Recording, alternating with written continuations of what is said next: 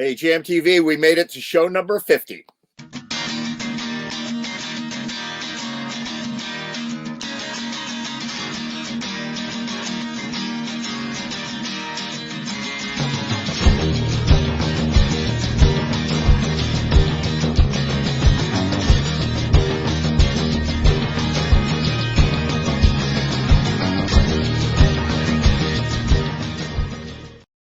Hey, Jam TV, we made it to show number 50, and to commemorate it, I'm using my Elwood provided funk glasses. No, I'm not doing that, but I do have them on the table because I shot a music video with Mike Mounball this week that's coming out next week, and they happen to be sitting here. So, I don't know what to do. I figured show 50 is a milestone. We've reached 50, like half of 100, and but that's not really a thing. We should celebrate the year. So 2 weeks from now, we're going to celebrate 1 year in lockdown, 1 year in on Jam TV to try to keep our sanity through the 2 weeks of flattening the curve. And I remember Anthony Fauci was like, we may have to shut everything down for 8 weeks. That's what he said. He was like, said it just like that. He was like, 8 weeks. And everybody was like, 8 weeks. He's crazy. So I said 88 weeks. We're on our way to 88. And I don't know. We managed to keep the show going that long. It is a privilege and a pleasure to have everybody on Jam TV, have a lot of great musicians, a lot of talent has been through these digital halls in the last year or in the last 50 weeks. And I am very, very happy to have been able to do this kind of thing as we go on. And with us every show of 50 weeks, Bill Nolan. And he still doesn't know how to do it. He's like, I don't know. Am I drinking? How you doing? And this has enabled him to be with you every show for 50 weeks. Exactly. It is every show, right? I mean, we cheated. Yes, but, I have not. And most of that is through your accommodations when things weren't exactly in alignment on Thursday nights. I love that after 49 weeks, we had a complete bus wreck on the opening of the show last week for your birthday. Honestly, last week was the worst. That was the worst one we ever had. It was kind of the worst one we've ever had. It was like I was like, oh, this is great. I've got Bill's video all queued up, and they've got that all fixed now. And I hit play, and it went. I was like, oh God! It was kind of funny. We were talking at dinner just a few minutes ago, and thinking about the lockdown, thinking about all this stuff, but thinking in particular about Broadway and just how March, it shut down in March. It's coming on a year of being completely dark, and we can do what we can do, and occasionally you see sort of special Broadway things where people get together and they do like some Zoom thing or something, but wow, I mean, I guess it is a little different for music because we have all as a collective thing, and I mean people beyond us and people with bigger budgets and all this stuff, have still made things happen, but man, there's not a lot of way you can make Broadway happen without. No, that's absolutely right. We could sit at home in the comfort of our own home and drink our tequila and play our guitars and whatnot. But Broadway's you need a choreographer and a director, and you are a performer that is performing something that you don't have unless you have the whole infrastructure around you. Yes, and it's all predicated on, the rent is being paid because there's fannies in the seats. And even when things, start looking, a little sunnier, you can only imagine, we'll start with 25% capacity. That isn't going to pay the bills at all. And then you go to okay, at Lion King, there were 2 cases of COVID. Now what? Is it complete? I mean, it's scary. And I believe it is scary. I believe it, we were talking about there'll be a huge rush back to and I was like, maybe. Or maybe little tippy-toeing back just to see what happens. But I guess a lot of this depends on how the vaccination thing. You're absolutely right. But it's interesting. I had a weird scare the other day. I hope this isn't true. And I got all mad and I talked to my friends about it on the phone. I was like, I don't know what to do about all this thing. There was a post, somebody reposted a picture from, I don't know, like 4 years ago about how the Acoustic in Black Rock, the Acoustic Cafe that became the Acoustic, how they were glad to announce that they're opening up their blues jam this Tuesday, and every Tuesday we have our blues jam at the Acoustic. So this propagates the servers, and it looks like they're starting up the jam this Tuesday. Right. And I'm thinking, so I was like, oh my God, it's happening. Like, look, governor gets on the radio, whatever whatever they do. They go on the News 12 and they say, okay, we're going to open the restaurants. Everything's great. Everything's super. We don't have the vaccines yet, but don't worry, it's awesome. And which is what they're doing now. They're getting people like, you can be able to open restaurants for 100 people inside. You're going to be able to do weddings now this summer.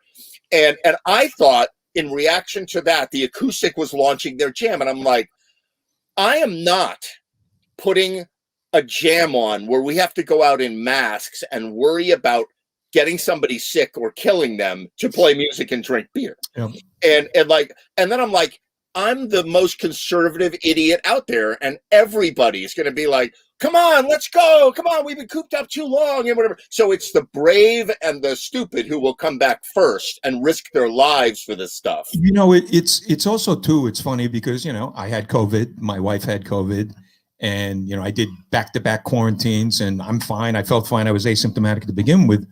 But moving on from following the guidelines, having the requisite time, out of circulation and all that, it's very difficult. And I don't blame anyone in particular, because this thing is a living, breathing organism that is just here to fuck with humans, And I don't blame anybody for not like really having their finger on this. It's not like eat this sugar cube and you won't get polio. It's like a completely different freaking thing. So basically my next step, like in terms of vaccination, do I wait 90 days? I shouldn't have it before 90 days because your body's natural antibodies will go haywire. Right. Then I hear like 2 days after that, you know what? It really depends on It could be only like 30 days. Then I hear after that, it's like you could just take, some people who have had it could just take one vaccine dosage and don't need two, but there is no solid truth. I do believe everyone is trying, and I'm not mad at anybody, and I'm sure not pointing fingers, given how quickly they came out with the vaccine just to begin with. Right. I think they did a pretty good job on that. Right. And so far, the reviews of it are positive, or at least sunny-ish. We're not done yet. We're not out of it yet. No. And there's a lot of that talk. And what I worry about is that, what do you do? I've had a lot of people over the last couple of weeks call me up. I'm not talking about venues. I'm talking about, jammers. Call me up and go, hey, Ed, what are your plans? We opening it in the spring at Bobby Q's, or what are we going to do in the summer? And I'm like, nothing. We're not going to do anything until y'all have all your vaccines. I have a number of friends that have, vacated the land of the snowstorm for the southern land of the snowstorms. And, people that live in, South Carolina, North Carolina, in South Carolina, it's like, what COVID are you actually talking about? Right. Because Florida, I'm in a packed restaurant with a bunch of other people, and the waiters and waitresses are wearing masks, and that's pretty much it. Yeah. But, the numbers down there aren't crazy. If the numbers are to be believed, then I don't have any reason not to believe it. I mean, it's new territory for everybody. And I think erring on the side of conservatism, arguably, that could have saved a lot of lives if we did that a lot earlier, arguably. Right. And you know what? And that brings me right to my point, which is all y'all who are jammers, all y'all who are, wanting to get back. I want to get back more than anybody. Believe me, I want to get back. But I'm not going to risk anybody's life to make a little bit of money and to like have a beer sold. I would rather wait until it's really the coast is clear and we can then we can party like it's 1999 for the rest of the decade. I'm happy to do that. But you can party like it's 1899 and the Spanish flu still is 20 years away. I am hoping that everybody stays. Don't let your guard down. don't get sick now. Go get your whatever you're going to do. Get your shot or don't, or isolate or whatever you're going to do. But we're not going to get people sick for music. We'll keep doing this dumb show until cows come home. One of the things I feel in terms of the regimen. And by the way, I love the fact that we're like blowing my whole set here just on this. But anyway, one of the things, that really you must stay vigilant on is washing your hands, because there's a tendency for certain things to sort of fall by the wayside. And I personally have at times had to remind myself, which something that I used to do religiously, 4 months ago. I'm getting a little comfy, and it's easy to get lazy. Absolutely. It's a simple thing: mask, wash, and then just use your innate intelligence, assuming there is any of that, and stay away from people in large quantities. But that's the plan. And drink tequila in large quantities. Exactly.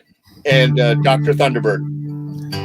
You drinking a little T-Bird? Yeah, Dr. Thunderbird. Yeah, no, this is Dr. Thunder, which is Walmart's Dr. Pepper ripoff called Dr. Thunder. I call it Dr. Thunderbird. It's just so funny. Like, why didn't they just come up with another condiment like Dr. Paprika or Dr. Dr. Paprika. Cumin, Dr. Cumin, But Dr. Thunderbird, it's like that takes you to a whole. It feels like a guy who greets you at a Native American, casino in North Dakota. Exactly. Talk to Dr. Thunderbird. He'll get you chips for the roulette table. All right. What are you going to do for us? Some music? I'm going to do some music. It's not all chit chat though. That's what everyone came here for. I'll do something. I'm going to sort of aim high, get a little ambitious, and possibly a big mistake. Who knows? Awesome. No, do it. Do it. Okay.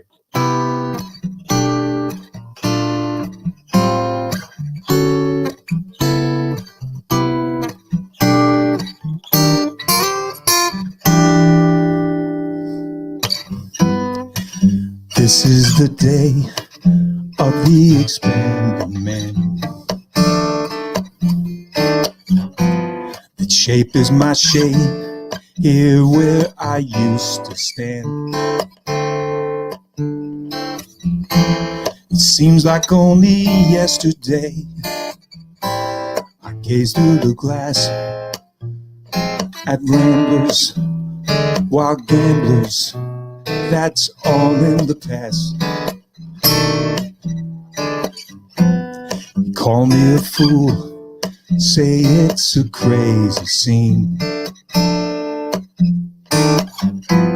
This one's for you, I've already bought the dream. So useless to ask me why. Throw a kiss and say goodbye. I'll make it this time. I'm ready to cross that fine line. Learn to work the saxophone. I play just what I feel. Drink scotch whiskey all night long. And I behind the wheel got a name for the winners of the world. I want a name when I lose. They call Alabama the Crimson Tide. They call me Deacon Blues, Deacon Blues.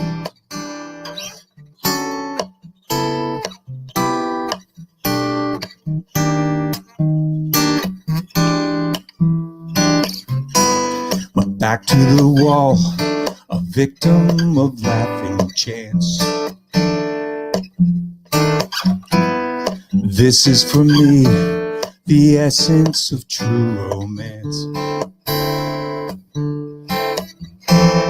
Sharing the things we know and love, those are the kind libations, sensations which stagger the mind.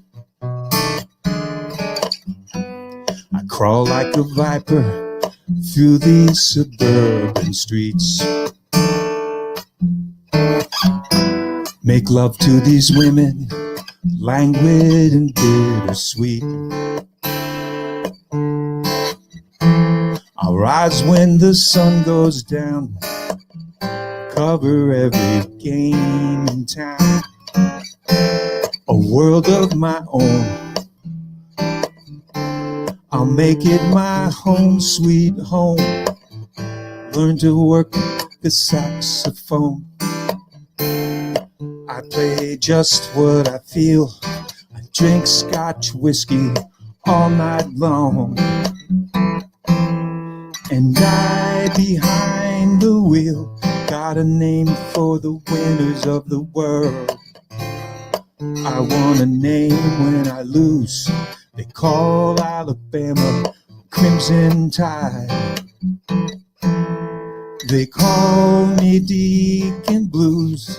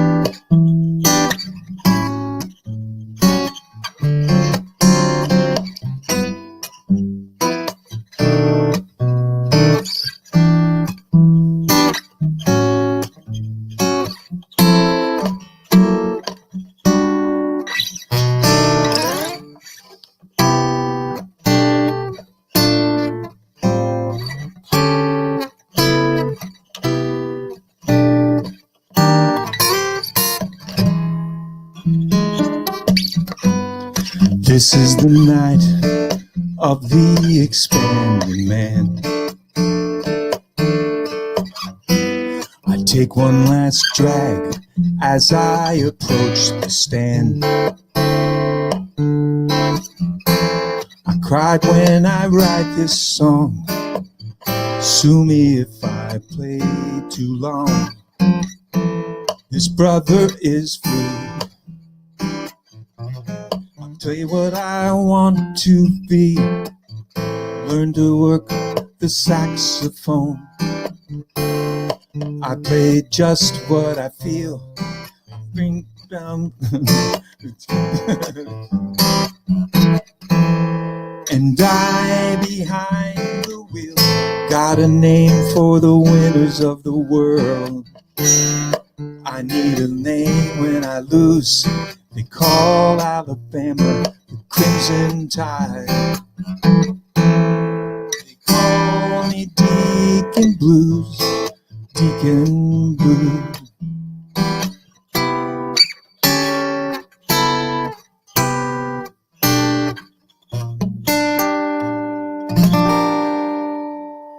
A little pooch at the end, cute little poochie at the end. I know you're a cat guy.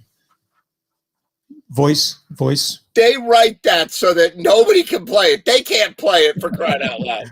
Well, they definitely know I can't play it now.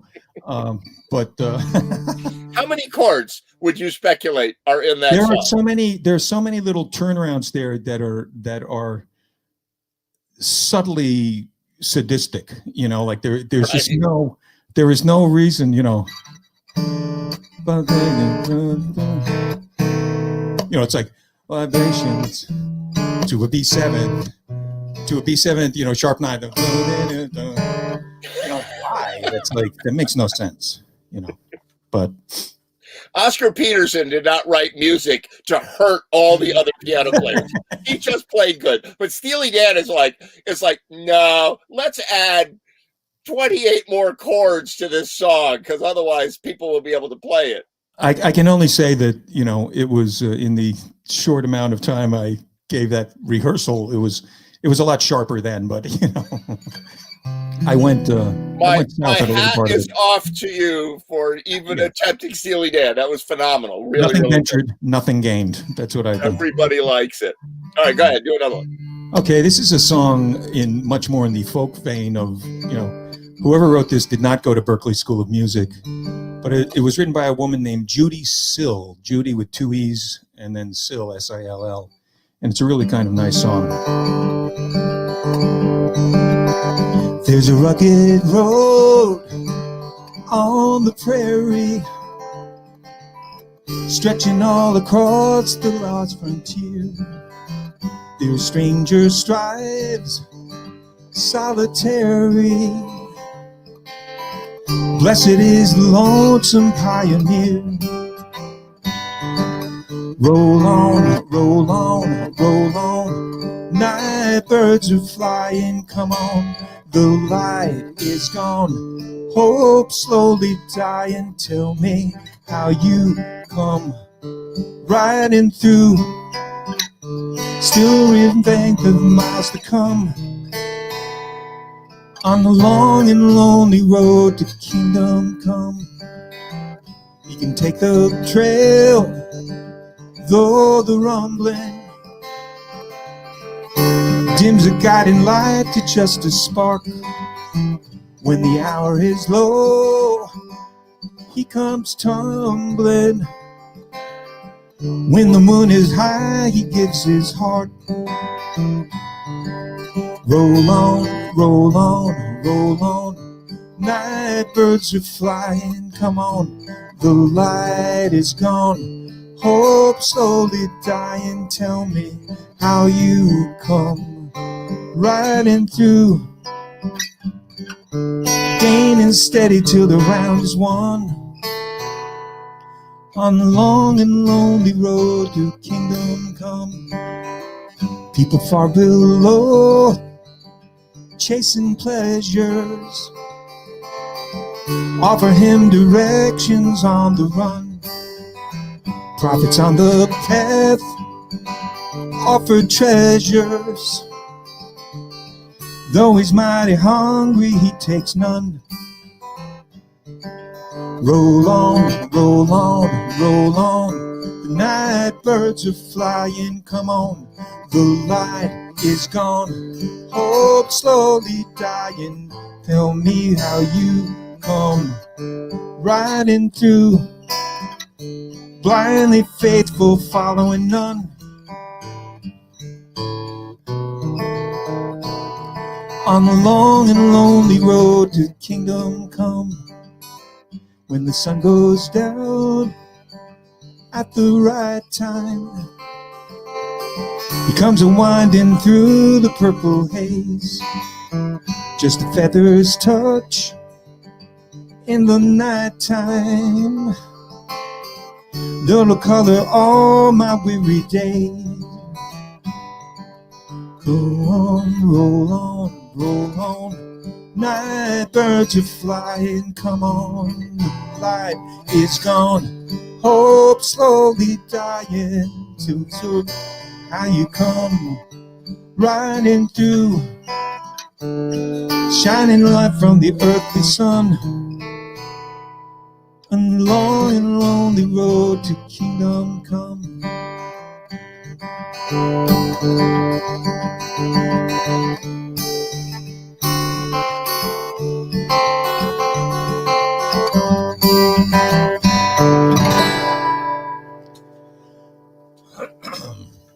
Very nice, very nice. Little change of pace. No, that's really cool. Yeah, that's a little different than Steely Dan. It is a little different than Steely Dan, you know. Steely Dan to me, like in the later years, they were literally what we were describing. It was like, it was like sadomasochistic, and some of their earlier stuff, which was still not linear, but some of their earlier things just to me were, they grabbed me more as songs and sometimes as thoughts, though there's some great lines. There's great lines in that one too. You know what's amazing to me about Steely Dan is that they somehow maintained a presence on the music scene, kind of like they were a rock band. Like they didn't present as Miles Davis. They didn't present as jazz guys, Right. They were, but they were like, no, our songs will be more like Jackson Browne. But Jackson Browne was writing much, much simpler music. The Beatles were writing simpler music, Right. And they somehow escaped that dark black hole of, oh, that's jazz, that's something else. The Yep. songs were perceived as being accessible by the normal schmo, and my hat's off to them, because as complicated as they were. I think that they desperately would love to have been considered in the jazz kind of thing, but honestly, they weren't. Like they basically they adopted a lot of voicings and chord structures and things like this that were imaginative, inventive, sometimes downright silly, but they some things they actually got sued for because they were actually taking them from other jazz musicians. But the bottom line on the thing is, like, they brought an inventiveness to the whole thing. And what I really liked about them right up until From Royal Scam that was my peak period. And then after that became their popular albums, Asia and that stuff. But to me, just they had great guitar solos. The guitar solos were incredible. And they really, it's okay to write about pervy old men when you're not one of them. Like the later stuff, to me, I was kind of like, wow, that's a little too close to home. It would be like if if Woody Allen did a movie about abusing one of your children and then marrying her, that would be uncomfortable for a lot of people. Right. But, oh, that's fun. All right, do one more. Then we'll get. All right, I'm going to do, just because you said his name, I'm going to do a song by Jackson Browne. There you go. Wow. Did I think I hit the volume button.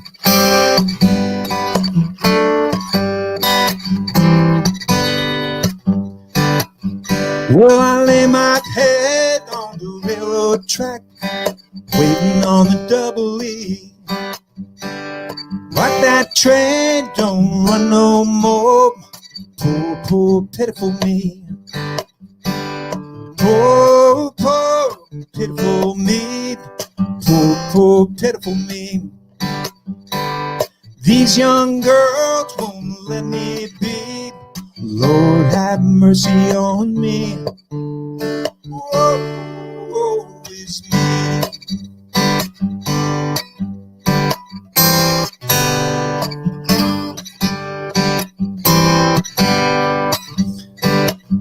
Well, I met a girl in West Hollywood. I ain't naming names. She really worked me over good, just like Jesse James. Yeah, she really worked me over good. She was a credit to her gender. She put me through some changes, Lord, just like a wearing blender. Poor, pitiful me. Poor, pitiful me. Poor, pitiful me. Poor, pitiful me. Well, I met a girl in the Rainbow Bar. She asked me if I beat her. She took me back to the Hyatt House. I don't want to talk about this part of it that much. Poor, pitiful me. Poor, pitiful me. Poor, pitiful me. Poor, pitiful me. Well, I met a girl from the Bukhari down in Yokohama. She picked me up and she threw me down. I said, please don't hurt me, mama. Poor, pitiful me. Poor, pitiful me. These young girls won't let me be. Lord, have mercy on me. Woe is me.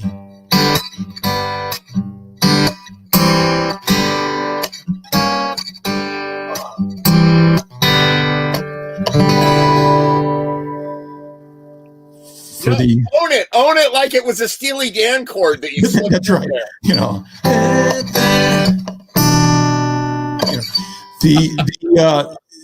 I actually misspoke, but you can understand my confusion. That was a song that Warren Zevon wrote for Jackson Browne because he got tired of Jackson Browne talking about how the girls were always chasing him around. And Warren Zevon, like, poor, pitiful me. These young girls won't let me be. Lord have mercy on me. Oh my God. You know what? Now that you say, I didn't know that story. And now that you say that, it's clearly that's what it is. Yeah. I mean, it's very funny. And they were tight. They wrote stuff together and everything, but it was a little dig at his friend who, looked better than most of the guys. That's very funny. I didn't know Warren Zevon did that, and that makes complete sense. It's got that twisted, snarky thing going on. That's it. That is Warren Zevon, twisted and snarky, and awesome. So, do you have a crew of people, or Oh, I got this guy, Will Baird, looking all like Will Baird. Amazing. Where is he? He's still muted. He thought he came on. He's like, I got it technically perfect after 50 shows, and then now there he is. Now I'm unmuted. See, I started playing along, and then I suddenly went, "Oh Jesus!"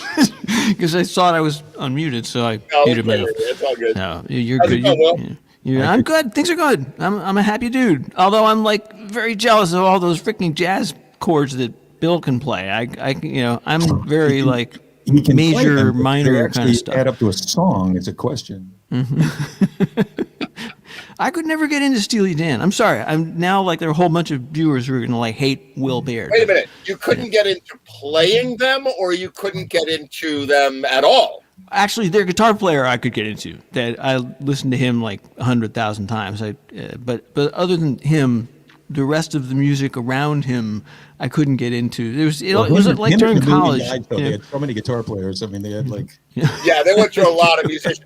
You know what's interesting? I'll put Bill Nolan over. Bill Nolan will be all the way, for a change, all the way over on the right on this issue, right? Mm-hmm. And Will Baird will be all the way over on the left. Like he's like, I'm not into Steely Dan, and like Bill Nolan like doesn't want us to know about the shrine he has on that side of his room, Steely Dan, right?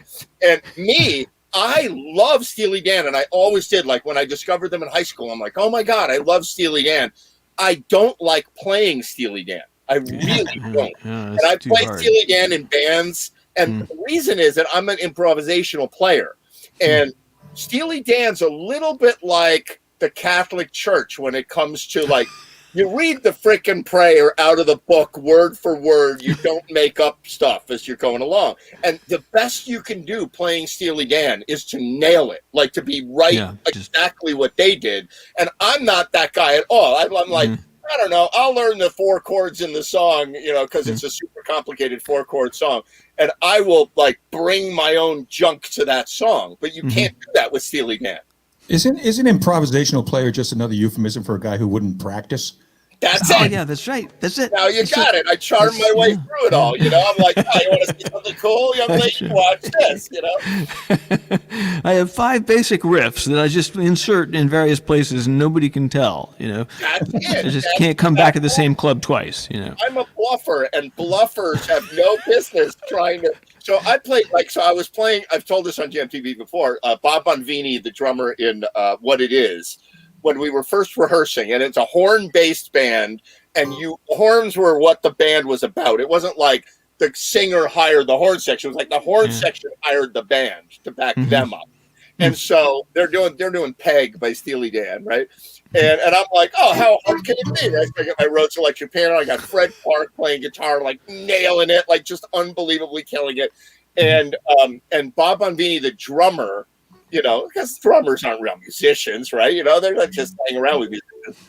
He leans over to me at rehearsal because he doesn't want to embarrass me, and he says, on that chord, are you playing the dominant 7 or the top or on the bottom? And I was like, middle. I don't understand the question, right? And I'm like, could you repeat the? Like, hold on.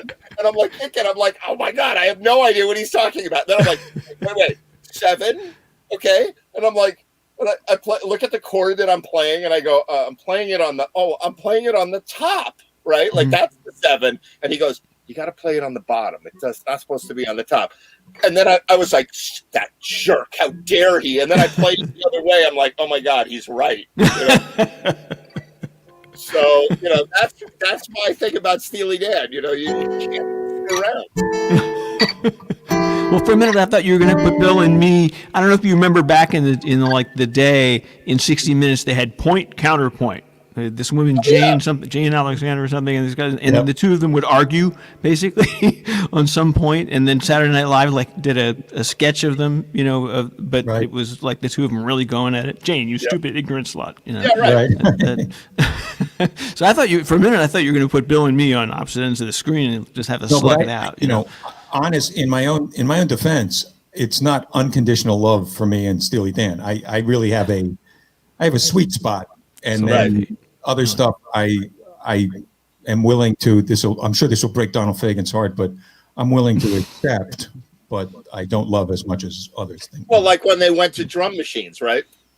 Oh, well, not only did they go to drum machines, but they hiring Bernard Purdie, Steve Gadd, Rick Marotta, like the greatest, Jeff Porcaro, literally the greatest drummers in the universe. And yet that wasn't enough. They had to create a drum machine.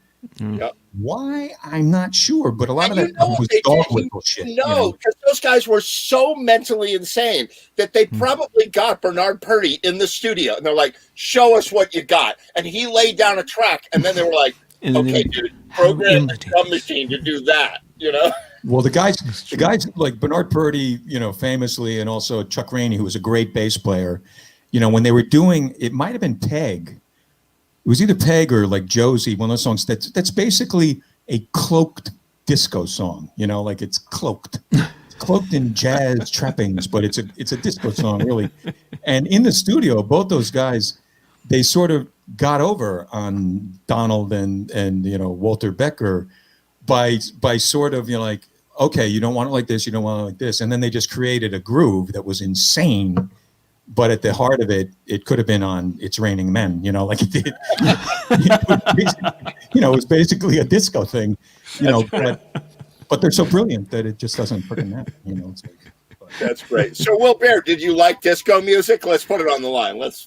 I can't say that it was something I was really into, but I doesn't like anything. He doesn't like anything. Yeah, that's right. No, I liked folk music, like the post-folk music era. I liked. You mean hip hop, right? Post folk. That's right. I liked Laurel Canyon, that whole kind of world of like singer-songwriter kind of stuff. Singer-songwriter stuff. That was me. So you can understand why I don't know any good chords. Is because singer-songwriters like. Well, I don't know. Steely Dan played major sevenths too. Come on. Now. I don't know. I only learned for different reasons. I only learned a major seventh 2 years ago. Well, you obviously weren't listening to James Taylor much. But are you playing the seventh on the top or on the bottom? That's the question. That's right. Yeah, I was playing it on the top. It's all about the inversions and the perversions. Yeah. Those are the things that matter. Now you're back to the pervy old guy thing. That's oh my God. All right, Bill Nolan. Thank you so much. Happy birthday for real now. Bye, Bill. Thank you. Good to see you. Good to see you, Will. I will. By the way, we're doing a big bash on the 52nd show, which is in 2 weeks. That's going to be the 1 year JMTV. Looking forward to that, but not looking forward to the 53rd, which feels like it has no direction. The 53rd is like that'll be like one. We'll start counting again. Yeah, that's a good idea. That's a very good idea. It's like the Hadrian calendar or something like that. The first series was 0 or 1 through 52, and then it'll be 1.50, 1.1, 1.2. Well, it's like Yosemite to El Capitan. I think it's like that.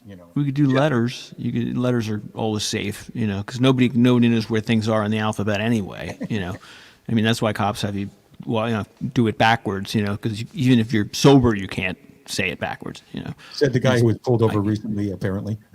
Exactly. All right, we'll be right back with Will Baer right after this. See you, Bill. See you, Will.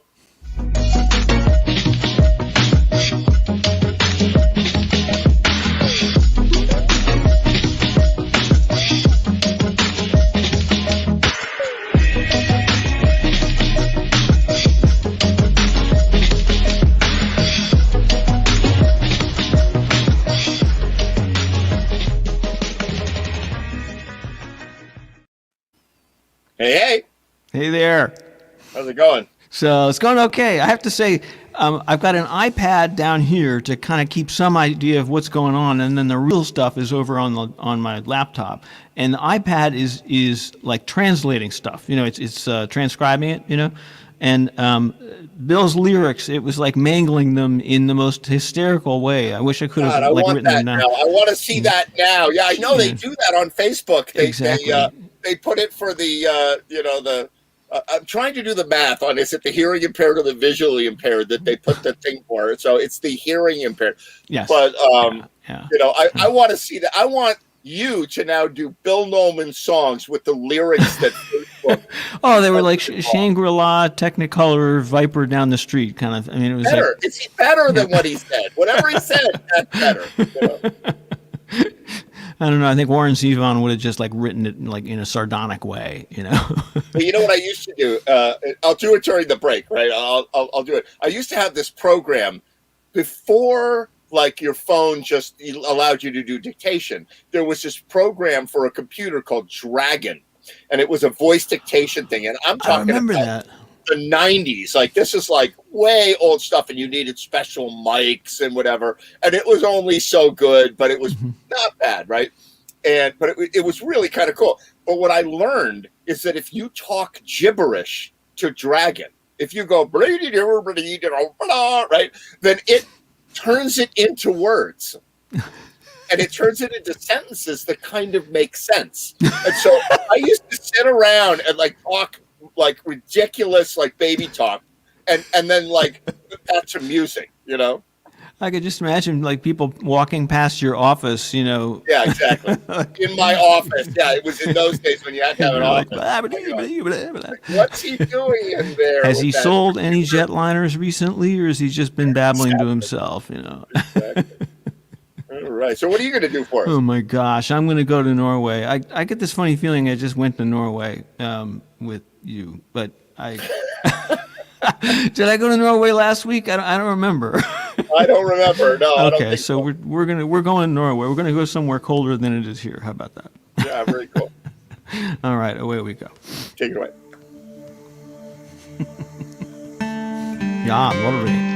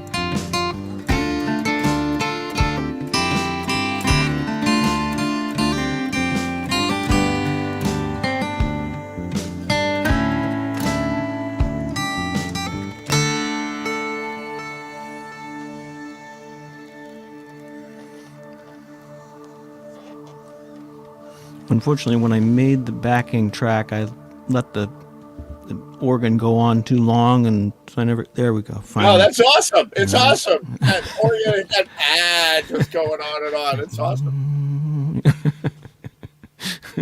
It's like you want drone footage with that, like ooh, flying over the horizon. I was out flying my drone today, having a good time doing that. You must be. I mean, that's got to be a blast. I've watched your narration of the first crash, actually, which was very entertaining in kind of a twisted way.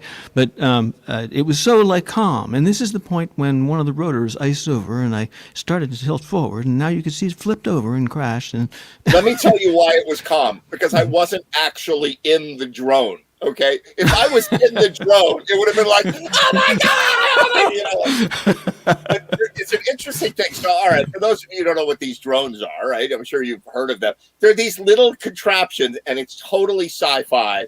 And I've been flying planes since I was a kid. Like my mother made a big mistake when I was turning 14. She said to me, "You're a big boy now, and we're not going to decide what your gift will be for your birthday and for Christmas. We will let you decide what your gift should be. And within reason, we will maybe consider giving you that gift." And I went, "I want flying lessons." And my mother went, wait, what now? Right. So I was like, "Okay, I want an introductory flying lesson." She's like, "What are you talking about?" I'm like, "Yep." I said, "Our neighbor is a flight instructor, Pete Fry, who now flies for American Airlines. He's probably retired now. He was a flight instructor." And I was like, "That's it." So my mother drove me up to Danbury Airport at the age of 14. Oh my God, the death trap. In March, yeah.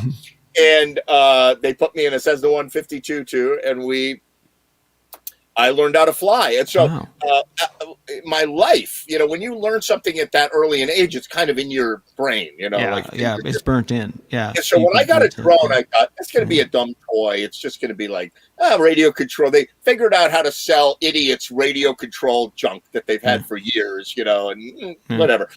And the first flight that I did, I'm like, oh my God, this is the future, because you can literally take this little thing that's not much bigger than your phone and fly it 300 feet up into the sky and look around and be as if you're in it without the risk of dying. Yeah. And so I've had a great time flying these around. I was out flying today. So I did another video like you described today, a drone video. And I played something like that last organ chord in your last song, like music in the background. I'll post that tomorrow. You'll in your honor, I will post that video. Thank you. Thank you very much. Thank you. And I hit a tree. Oh, that's everybody watched the video. Yeah, no, it didn't actually die. I clipped the top of a tree, a branch, and you could see the branch. And I'm like, oh my God. And I hit it, and the thing tumbles and then recovers and flies away. Like it was amazing. It recovered. Cool. Very cool. Huh. I went to boarding school, and my dorm, which was actually a converted house, was at the foot of the runway of Danbury Airport.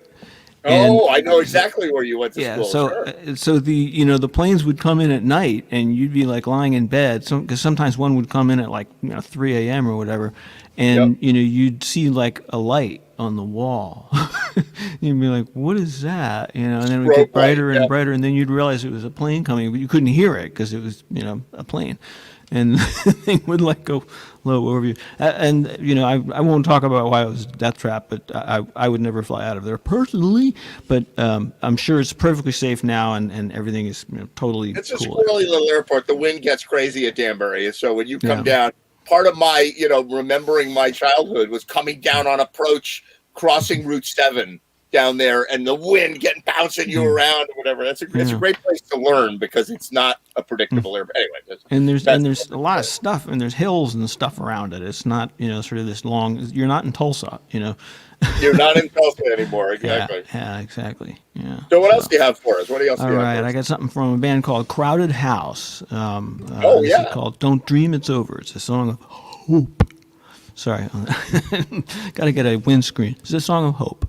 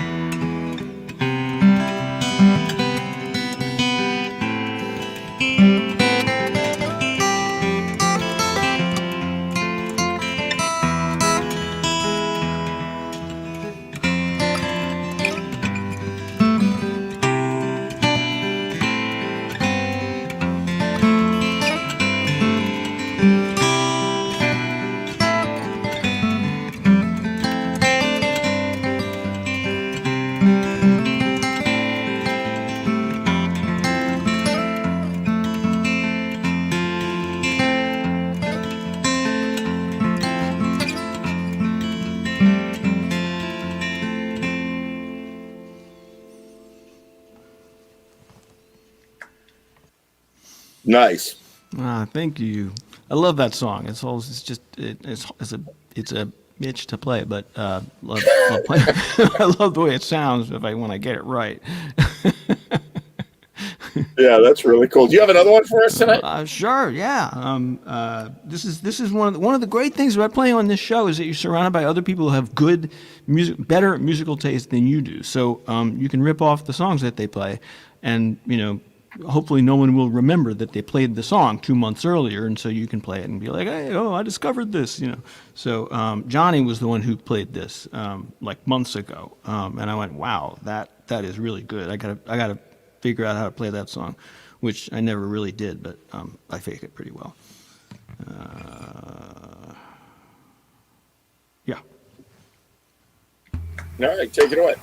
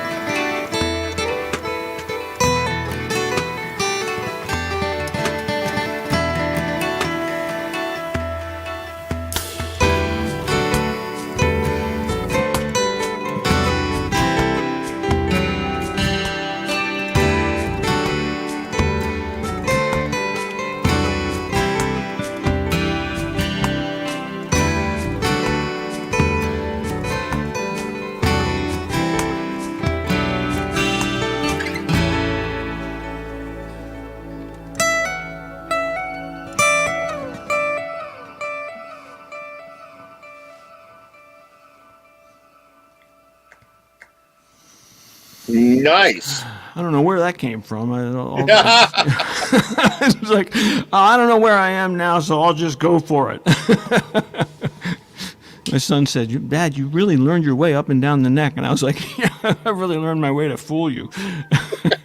That's my approach, exactly. That's not the Bill Nolan approach of practice makes perfect. My approach is like, just get through it and smile. Everything will be fine when you get to the other end, you know?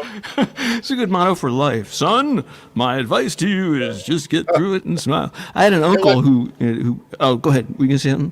I was going to say your son's going to end up a Jam TV host. You know? That's right. Yeah, well, he's probably listening now, like, Dad, you just said that about me. Now, I used to have an uncle who would come up with advice, and he would come up to you, and you'd think it was going to be advice because he was the oldest uncle, and he would walk up to you at like a wedding or whatever, and he'd say, and you'd think, oh, this is going to be something important, and he'd say, there was a young man from Nantucket. You know, you'd be like, "Oh, Jesus Christ, Uncle Al is doing limericks again." Yeah. I wish I did, you know. Yeah. So I'm going to bring on someone who's never been on the show. You want to hang out, Bill? Absolutely, sure. All right, so check that. This is Cassandra. Hey. Hi, how are you? How's everybody? Good. Welcome, Cassandra. So nice. Hi, nice to meet you. Well, how have you been? I've been great. I've been doing very well. I'm a new grandma, I must say. My granddaughter's 2 months old. Thank you. Wow, you must have had your first kid when you were like 12 or something. That's amazing that you're a grandmother. Thank you. Sorry, I like this guy. Exactly. So it's so great. You and I, Cassandra, have we've been in slightly separate musical orbits. Yes. But we're both like definitely in the music scene. Tell us a little bit about you and where you're from and what you do. And we've sort of followed each other on Facebook and seen each other in person a few times. But tell everybody who you are. Okay, I'm Cassandra Carolyn, and I'm a New Yorker originally. I've been in Connecticut since 2003. I'm a mom of 2 grown kids. My son, Zach, is 24. My daughter is 20. And I started out, singing karaoke, I would say 5 years ago. I come from a musically inclined family. And my mom passed away 3 years ago, God rest her soul. But the music nucleus started from my family. My mom sang gospel. She played keys. She played the organ, piano, and no music lessons, just playing by ear.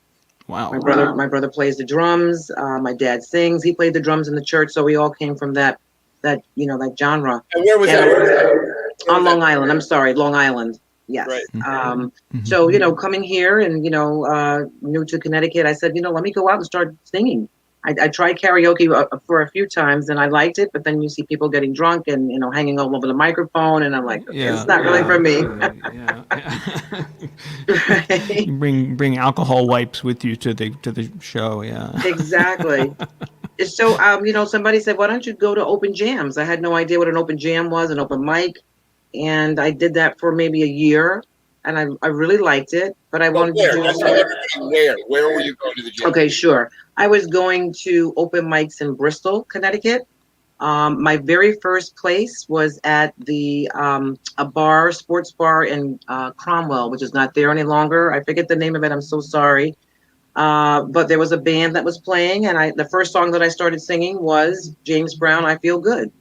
I didn't know how it worked. I'm like, you just put your name down and you just start singing. They're going to pick it up. They said, usually they will. So that's what I did, and I loved it. So I started doing that for maybe a year and a half. And then I decided I wanted to be in a band. And I went that route, couldn't find a band to be in. And somebody said, start your own band, because I was networking with so many musicians. That's one thing I loved about the open mics. Yep. You really got a chance to see some very skilled, talented musicians. And it's like a nucleus, like your own family, Yeah, so, as you know, I've been running jams forever. I've been running jams for years. Yes, I know, at the Black Duck. At the Black Duck, at Rascal Flats, at Bobby Q's, at the Georgetown Saloon. For years, I've been in the jam circle and, doing as many as 3 jams a week in different places. And Right. the amazing part of running a jam is Mhm. meeting so many people. It really is like a trade show of Yes. getting to know who's who. And let me tell you a secret, all right? Mhm. That if you walk into a jam and you're this guy, right? A guy with a guitar, the jam leader is like, either he's really good or he's really terrible. So I don't know what to do, and I'm nervous. And hey, no, why don't you go sit in the back? And we'll if you walk in and you're a tall, good-looking woman, the jam leader's like, this is a win-win. If she's terrible, everybody will love her, and if she can sing, everybody will really love her. And people will come up and be like, "Hey, want to be in a band?" So that's how it works. Oh my God. It is. I think you summed it up correctly. I think you summed it up right. The dirty little secret of jams. So you got a band together, and Yeah. So right, the name of my first band was called One More Cup, like a cup of coffee, and I had that band for maybe less than a year. Everybody went their separate ways, but as they were going their separate ways, I had gigs that I had committed to. I'm like, oh my God, I gotta commit to these gigs. I'm not gonna cancel them. So I had some musicians help me out, and the musicians that did help me out, they were fantastic. And I changed the name of the band to Cassandra and the Nighthawks. It's a 4-piece band. Good band. And we do rock and roll and blues, and we've been doing that. Well, my band name has been together, I think 2.5 years. And throughout the pandemic last year, we played out like 6 times, which was amazing. It was very difficult to book gigs, and we did it. So was it outside? Outside, yes, absolutely outside. In lieu of that, during the lockdown, my guitarist, Dave Yarrison, been playing for over 40 years. He's phenomenal. He says, we got to do something. I mean, we can't practice with the band in a lockdown. Why don't we start a duo? I said, what? Let's do a duo. And we started recording in his living room and putting it on Facebook. We did Bad Case of Loving You, Brian Palmer. We did, Pride and Joy, Stevie Ray Vaughan. We did a lot of videos. And then one of his other music friends said, why don't you guys form, this duo and get a name and start going out and playing when the pandemic is over? And I'm like, oh my God, how are we going to do that? And we did, and we love it. And it's rock and blues. It's relentless rock and blues duo. We do War Pigs now. We do These Boots Are Made for Walking. We do, Stevie Ray Vaughan. We do B.B. King. We do a wide variety of songs. And the song that we loved that we started, well, he started it, was the mask song, I Got My Mask On. Oh, yeah. And so we recorded that, and we sent it out to the different music groups, and we had over 3,000 views at one point. And I just reposted it recently and got it to you. And it just, music is healing, as you know, Will. It really is healing. And I challenge myself all the time, and it's wonderful. I love it. And it's for everybody. Everybody can get a taste of everybody's music. It really is. It is about healing. I mean, both healing yourself and healing the people around you. That's why I stopped. That's part of why I stopped singing and started playing guitar. Was that I wanted to play in hospitals and medical places, and they don't want singers. They don't want they want something that's. But it's healing inside. It really is. Yeah. Yes. Yeah. And I had the pleasure of singing with the Blues Patrol down at Black Duck a couple of years ago. Absolutely. Great guys. My guy. Those are my guys. I mean, that band, I've been playing with them for 20 years, something like that. Wow. And Awesome. that's my band. I think you probably did that on a night that I wasn't on the show, because I don't remember that. Yeah, because I kept asking everybody, where's Ed Train? And he's not here tonight. Well, they didn't want him because it was because you were playing the dominant seventh on top, and they didn't want you there. They're like, no, that's not good enough for this band. Yeah, that was it. It was musical reasons I wasn't there. I'm sorry to say, you were that tall, dark guy in back that they didn't know what to do with. Yeah. Well, I'll tell you what I'm going to do. I'm going to play your video right now. And thank you. Watch what we're going to have to do. We're going to have to lean to be seen, and you'll know exactly what I mean. I'm going to lean this way, and you're going to lean the other way. So I'm going to go this way? Yeah, you're going to go the other way. What? It was like choreography. It's like, all right, check it out. Here's your and what video. do I do? You get blocks. That's what you do, Wilbur. You get blocks. I get like squat.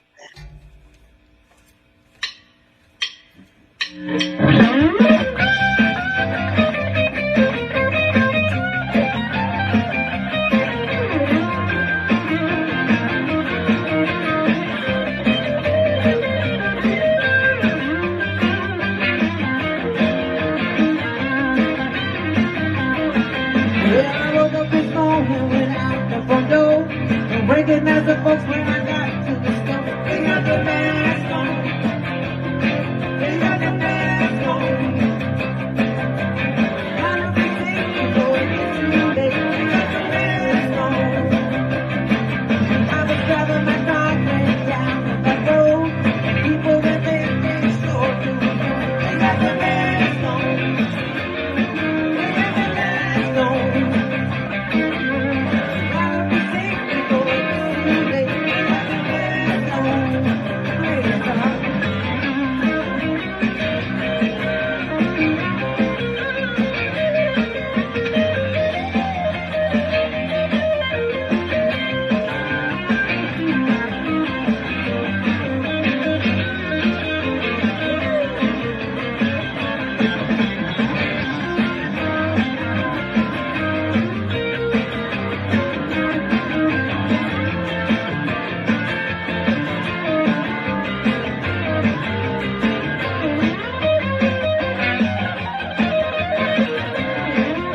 They got the mask on.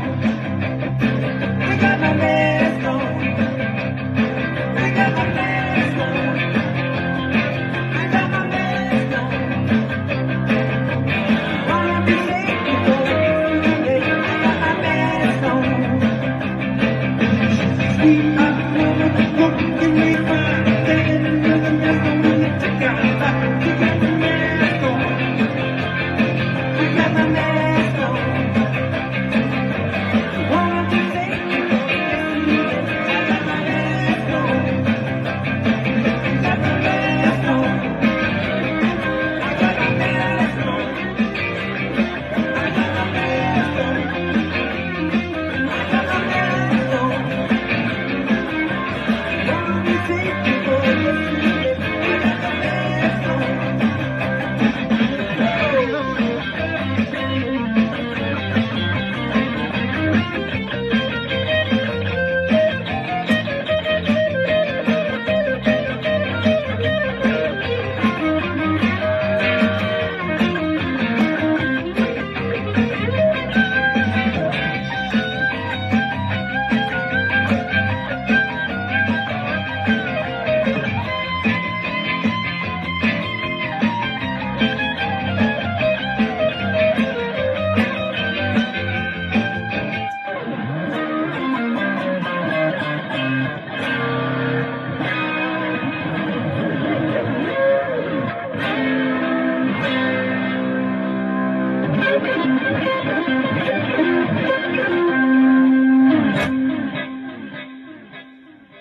Be safe, everyone. Be safe.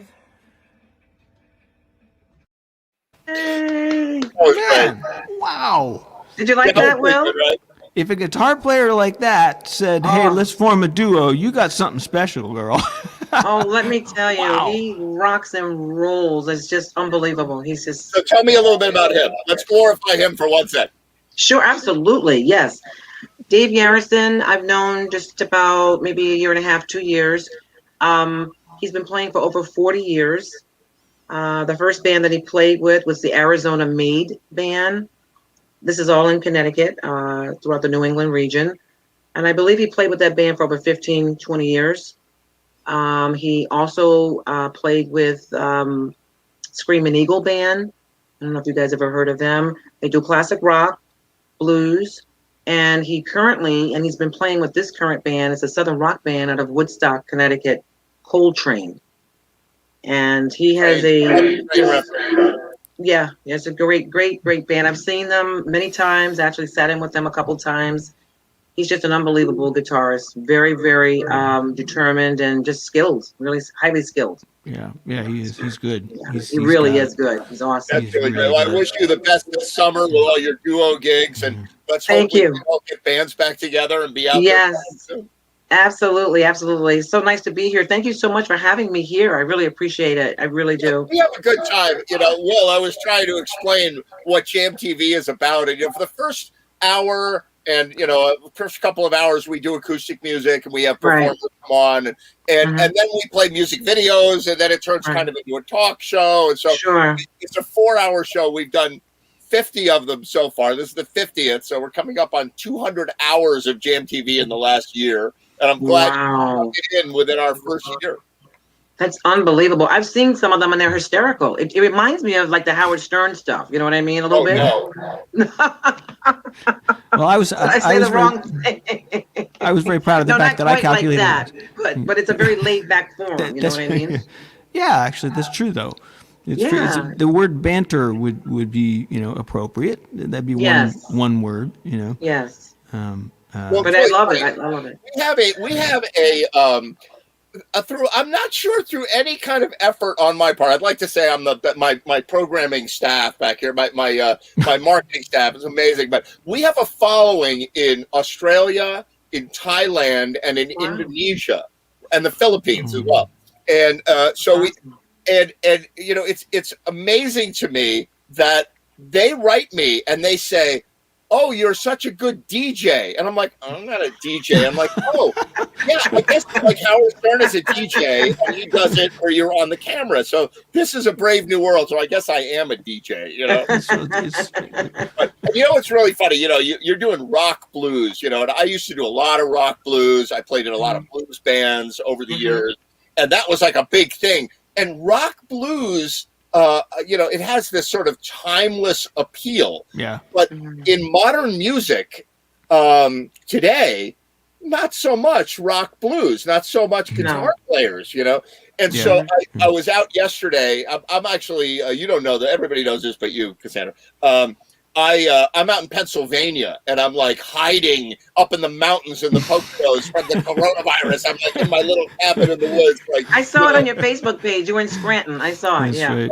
So I went to Scranton, and so I was coming down the mountain after being at this beautiful reservoir, and I was driving down the mountain, and I'm like, "Oh, maybe I can like take some pictures at this beautiful view of the city." And I took a couple pictures, and there was a kid, and he had like a crappy old car, like. And when I say old, I mean like it was probably like 2005, He had this crappy old car, and he was like standing outside the car, and he had a baseball bat. So I pull up, and I'm like, "He's a young guy, probably 22, with a baseball bat, with a crappy car," and I'm pulling in to take pictures. Like I don't really know Scranton. I'm like, I'm gonna get my ass kicked. Yeah, I'd step on it, baby. Yeah. Famous musician, Step on it. host, killed by a baseball bat in Scranton, right? So I get out, right? Yeah. I get out of the car because I'm thinking, "Oh, I'm going to fly my drone from here. At least I'll take some pictures, whatever." Right. And so I get out, and he's doing batting practice. It was a nice day, right? Oh, so he's nice. swinging. He's obviously a that's- baseball player, and that's he's cool. swinging, but Yeah. he's playing rock and roll music out of his car, Oh. Yeah. right? Like Wow. George Thorogood and like rock Ah. blues out of his car. Right. Yeah, And I'm classic stuff. God bless Scranton, because they've got 20-something-year-old kids playing Yes. rock music, playing baseball. For a minute, I thought this was going to turn into Fargo. That when you started off with Me the, too. I was like, oh my God. I thought we were going to be in the hospital room or the emergency room somewhere, Yeah, exactly. God forbid. There's hope, I think. There are people that listen to rock music, and absolutely. certainly our age and blues. I wish that when it all comes back and when the Roaring Twenties start again, they had the Roaring Twenties, and now we're going to have the new Roaring Twenties. We're all going to be out playing music because we're going crazy inside now. Yeah, your phone's going to ring off the hook. Blues is going to come back because I want to play some blues, and I used to be a gospel player too, and I want to play. I want to come play Hammond organ in whatever band that you're in. I'm going to drive up there and come play some Hammond organ with you guys. Well, you know what? We would love it. And I grew up with gospel. Amazing Grace is one of my favorite songs. How Great Thou Art. I love those songs tremendously. First song I ever played in public, Amazing Grace. Oh, wow. I love it. Wow. And you let me know, and I could sing with you, for you. Let's do that. Let us definitely do that. I love it. It gives me the chills, Collaborative video. We've been doing these collaborative videos as well. And Oh, you guys should do that. we should definitely do that. We should do I would Amazing love it. I would absolutely. There is I'm trying to think of his name right now. Of course, my mind is racing, but he sings this one song, and I'll have to, message it to you, Ed. Johnny, not Kenny Wayne Shepherd, but the other gentleman that looks sort of like him, Johnny something, I forget. And he sings this gospel song that's like really just riveting, just goes right through you. It's just amazing, the lyrics. Well, I mean, gospel today was gospel and blues are two Yeah. sides of the same coin. Like They go hand in hand. because what happened was, so I used to back up a gospel singer, Georgia Lewis, who was fantastic, and Mhm. Georgia was the first gospel singer to have a national television show back in the '60s or whatever. And I used to back her up at churches and play the organ, and it was really wonderful. And she said, yeah, I was a gospel singer, but a lot of the guys in my band would play blues on Saturday night, and then they come to church and play gospel on Sunday. Right. And as the singer, she couldn't go and play the devil's music on Saturday night. In her own words, she was like, "Oh, they would play the devil's music, but me, if I did that, if I played a song that sings about love and things like that, Right. the gospel people would walk away from me." And that happened to many. Sam Cooke did that. Oh yes, I read his story. Yes. He was a gospel singer, and then he's like, you know what? I'm gonna go to the friggin' Copacabana and sing some popular music. Yeah. He did, and Yeah. he Yeah. became a pariah in the church. Mm-hmm. So. And I grew up like that, and I don't mean to cut you off, but it is a double-edged sword, and I think you got to sing what you want to sing. I mean, look at Aretha Franklin, look at Whitney Houston. They all grew up in the church singing gospel, and they wound up singing, R&B and soul. Speaking of the devil's music, Billy Foster. Hey! Oh my God! There it is. That's it. Billy Foster. Did The you devil ever- has arrived. Shoot it to me straight. Did you ever sing in church? Did you ever sing gospel music, Billy? Me? Yeah. Actually, the first music I learned to sing was from my dad. Everything was jazz and standards. It was Sinatra, Nat King Cole. Mm. That was the first things I got into, and then straight from there into doo-wops. I could see The that. gospel, actually, I have this nickname for people that have that beautiful gospel way. I call it a warble. I couldn't do that if you put isotopes on my calions. I can't do that. So my compensation for that is when I hit long, strong notes and I take them down to another level. To me, that's a character in the way you sing. You do things, and I don't have that other ability, so I do. Yeah, everybody makes a song their own. Mm-hmm. Mm-hmm. I agree. Yeah, the key word there being down. He takes it down. That the devil's music. That's the guy. Yeah. Everything usually Devil's comes down. music.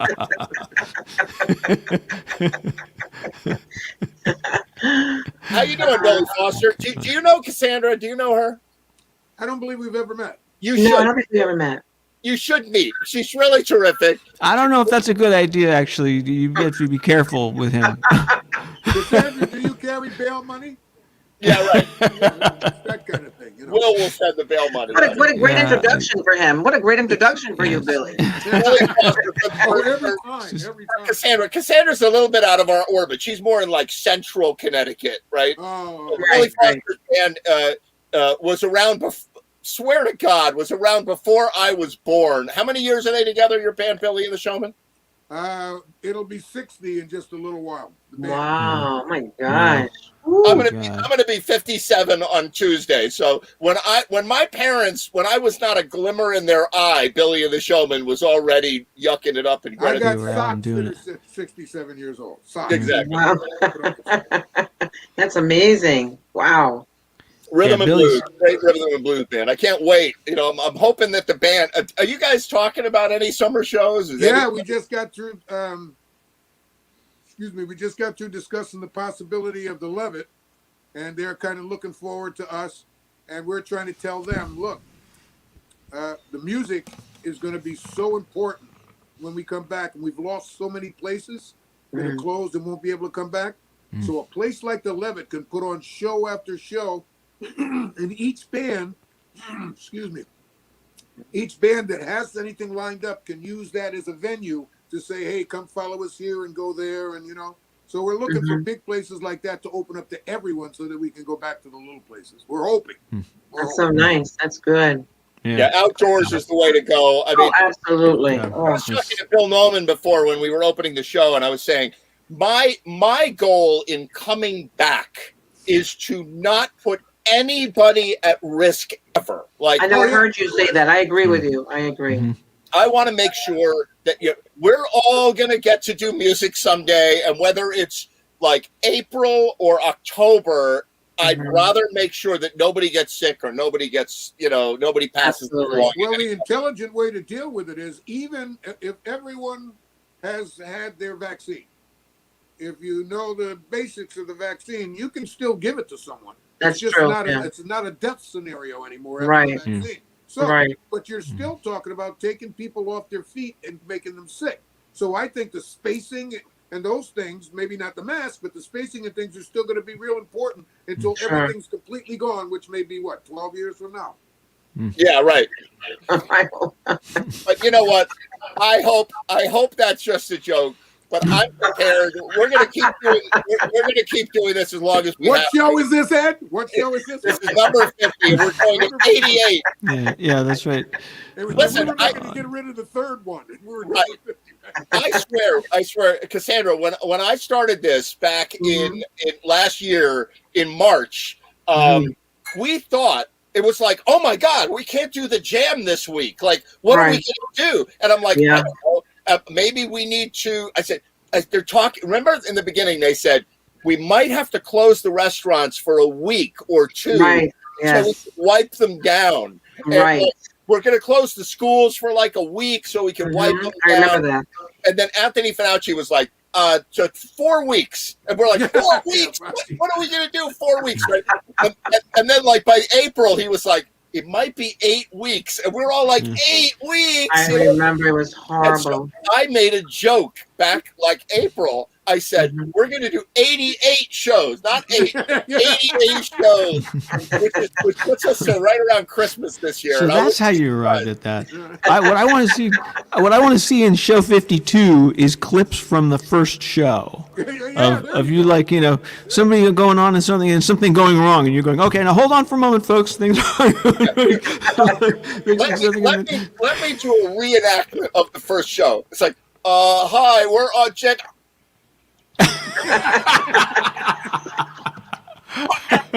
But we didn't know what the hell we were doing. The internet was broken. It was like, Yes. oh my God. And now it's like nothing. It's second nature. You're just, you have to do it, Yeah. a long way. If we're going back to when you first started the show, keep in mind now, like I said, there's so many positive and negative things that came from this entire thing. Right? The positive things, if they stay, are going to be good. Exactly. We're polite with each other now because there are Sure. positive things to do. Even in your case, you've created something, I don't know if you were the actual one, but you've created something that long after we can go back into clubs and play, this is still a great venue to play. Absolutely. Absolutely. Especially new talent. This is it. This is a great venue. Let's hope Yeah, just it keeps really going. is. Yeah, it's a great platform for you. Yeah, Excellent. and you know what? We're going to keep this going. I'll do a Thursday night jam. And Yeah. we'll have an artist play, and we'll play a video, and then we'll Yeah, there reset you go. and play live. And Yeah. it'll be a whole nother nightmare to try to figure out how it works. How am I going to It'll be a project good this on the nightmare. screen? Nightmare seems to be the key word there. I know what's going to happen already. I already know what's going to happen. We're going to get up on the stage. It's going to be Billy Foster and Ray Simonelli and a band, whatever. And Billy's going to come up to the microphone, and he's going to go, Yeah, I knew it. Yeah. everybody like, what button do I push? Oh my God, it's frozen. Cassandra, we have exactly what I do too. one of our guests, Cassandra, who's a core guy, Ray Simonelli. A good guy for you to meet at the next jam, because he will back you up on any song you want. But Ray's connection jams a lot, so we have a drinking game that whenever he freezes, everybody drinks. So and then sometimes it gets pretty bad. Sounds like a good game. It depends on how many times it freezes. Sometimes we have trouble getting through the rest of the show. But But you otherwise, know what? I got to tell you. And every time I see, gotta take a drink. I got to say, Drinking is encouraged. Say that. What do you got, Cassandra? every time I've seen your live, I don't know when you were down at the Black Duck, Friday nights, Saturday nights, because I'm in Central Connecticut so far, but I said I gotta make it down there. I gotta make it down there. You guys are jamming. I mean, all different types of musicians. blues, country folk, whatever you got going on. It's just amazing. And everyone looks so happy, That's a great the whole vibe. thing. That's the whole thing. Yeah, the vibe is very cool. That's the tequila. It brings a lot of happiness, that tequila.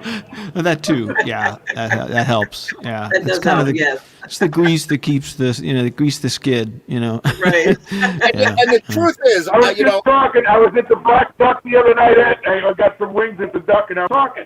So a guy next to me recognized me as one of the musicians that played on a regular basis. So we were talking and everything else. And so when I walk in, what's my tradition? Give me a beer and a shot of tequila, right? So the guy turns around and he goes, didn't you used to get shots for everybody? I said, all right, let me give you an idea. And my wife reminded me of this like every 15 minutes. But we'd be in the bar on a standard night, and my bar tab for my drinks would be $18. My bar tab for the evening, $125 to $130 almost every single night. Wow. Yeah, Well, you can buy love. that's why it was such a good time.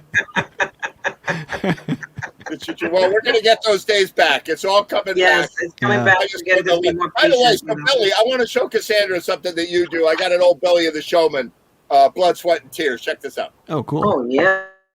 I'm lost in love before. Got mad and closed the door. But you said, child, just once more. I'm searching for the one. Now I'm having so much fun. You treated me so kind. I'm about to live my life. You made me so very happy. I'm so glad you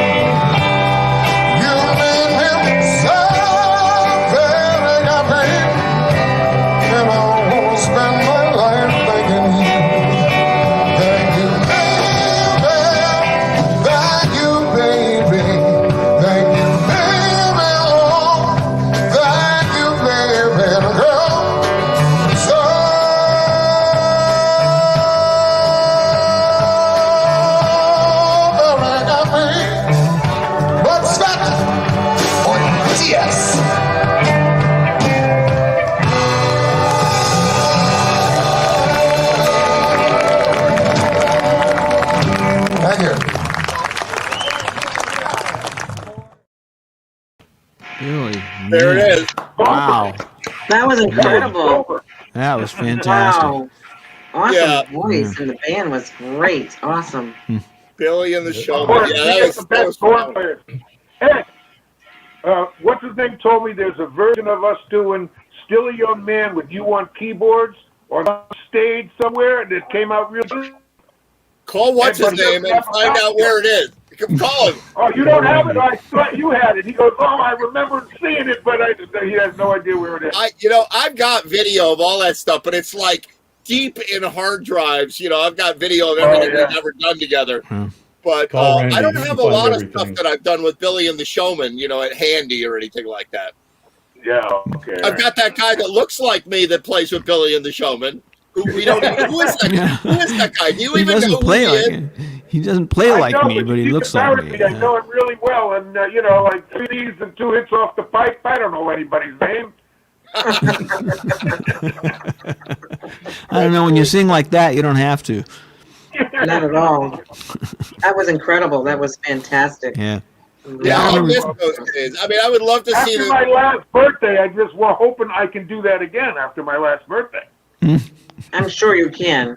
I Yeah. want to see Robert Sherman. I want to see the Levitt Pavilion this summer. I want to see New Rochelle at the Band Shell. Yeah. I would love. I think this summer is going to be better than last summer Oh, for outdoor absolutely. stuff. Like people are going That's what I'm hoping for. Oh yeah. Last summer, Everyone- Yeah. everybody was just scared last summer. They're like, we Oh, don't know, yeah. and what are we going to do? This summer, I think people have become more seasoned at being responsible and careful, and Yeah. certainly for outdoor things. And I hope that I hope that develops. Absolutely. I mean, my duo, David and I, we played out last year over 15 times outdoors, on the shoreline in central Connecticut, and we loved it. And I must say, you're outdoors, some people didn't wear a mask when they should have, and we never got a call saying or went on Facebook and saw if you were at this restaurant, somebody had, COVID. We never experienced it, thank goodness, But music brings out, everybody is dying for it. It's amazing how without music, the world stops, Oh, absolutely. Absolutely. We need all of the things that music is an excuse for, which is Yeah. getting together and drinking alcohol and womanizing or whatever it is we all do. We need to Oh, get together and socialize. We Yeah, have to- socialize. There We is have to relearn how worshiping to somewhere in socialize. there. Yeah, Yeah. there's something about worshiping I think that you forgot to mention in there, Ed. That's the next morning. Oh, worship Well, hey, music. I keep in mind- miss church. we were drinking, we all and we were I miss going to church. taking each so other much. home. But keep in mind now, we're all musicians. That's where music emanated from. It came from the church. It came from Yes, it worship. did. That's where true. music started. That's where it That came is from. true. That's the art. Absolutely. Yeah. Absolutely.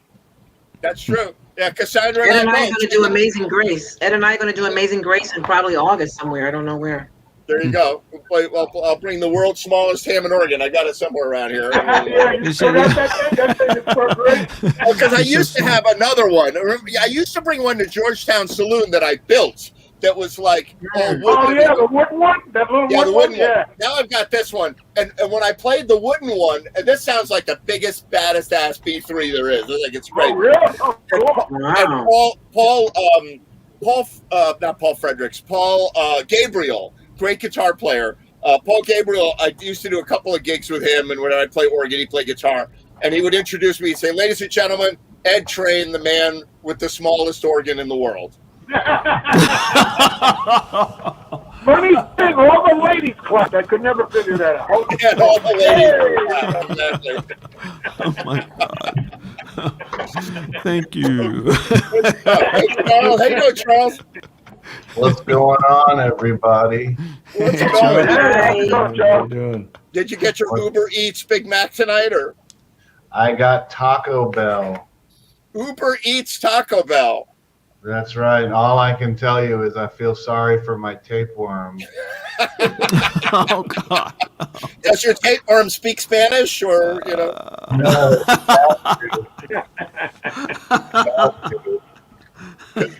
I'm worried about your tapeworm. So, you want to do one live for us?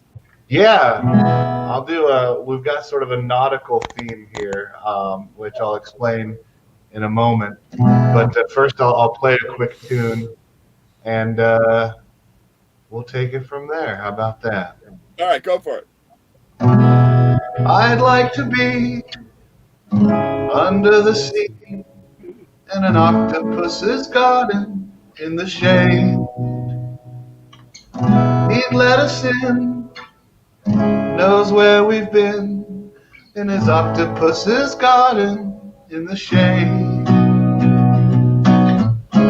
We would sing and dance around because we know we can't be found.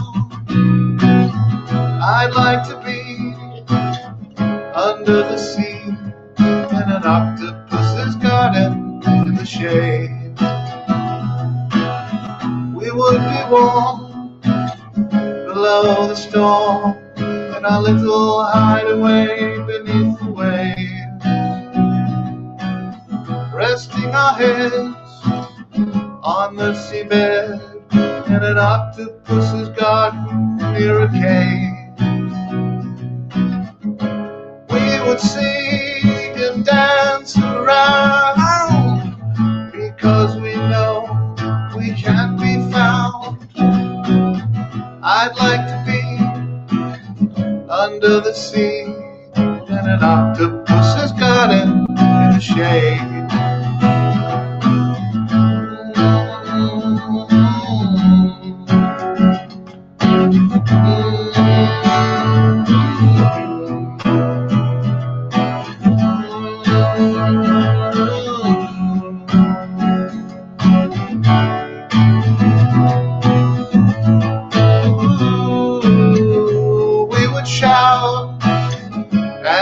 About the coral that lies beneath the waves. Oh, what joy for every girl and boy, knowing they're happy and they're safe. We would be so happy, wouldn't we? No one there to tell us what to do. I'd like to be under the sea in an octopus's garden with you. In an octopus's garden with you. In an octopus's garden with you. Yay, that was awesome. Classic. Absolutely classic.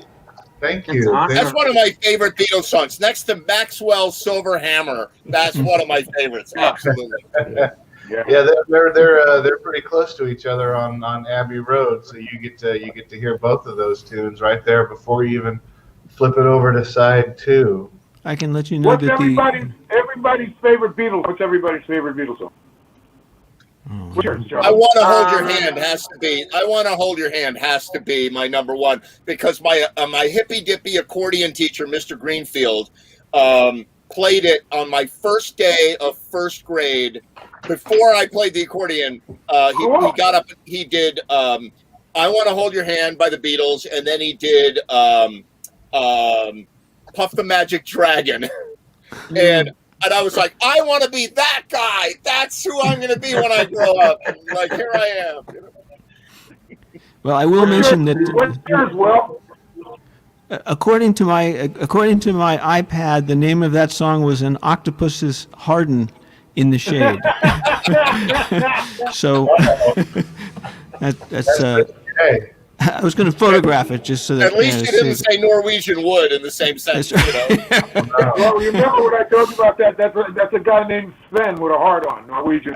I was going to say, so that's good for you. You caught exactly what was on my mind. Oh my God! All right, Will. So, what is your favorite Beatles song? Will, we're going to go around. The room. I'm deep. I'm going to pick the one that all the girls are going to go, oh, but it'd be "Let It Be." And "Let It Be" that'd be mine. Oh, that's a What's great yours, tune. Sandra? I love what is it? I had it on the tip of my tongue. She's heavy. No, she's not heavy. I want you to- Right. Feeling heaven. Yeah, there it is. Yeah, that's a great tune.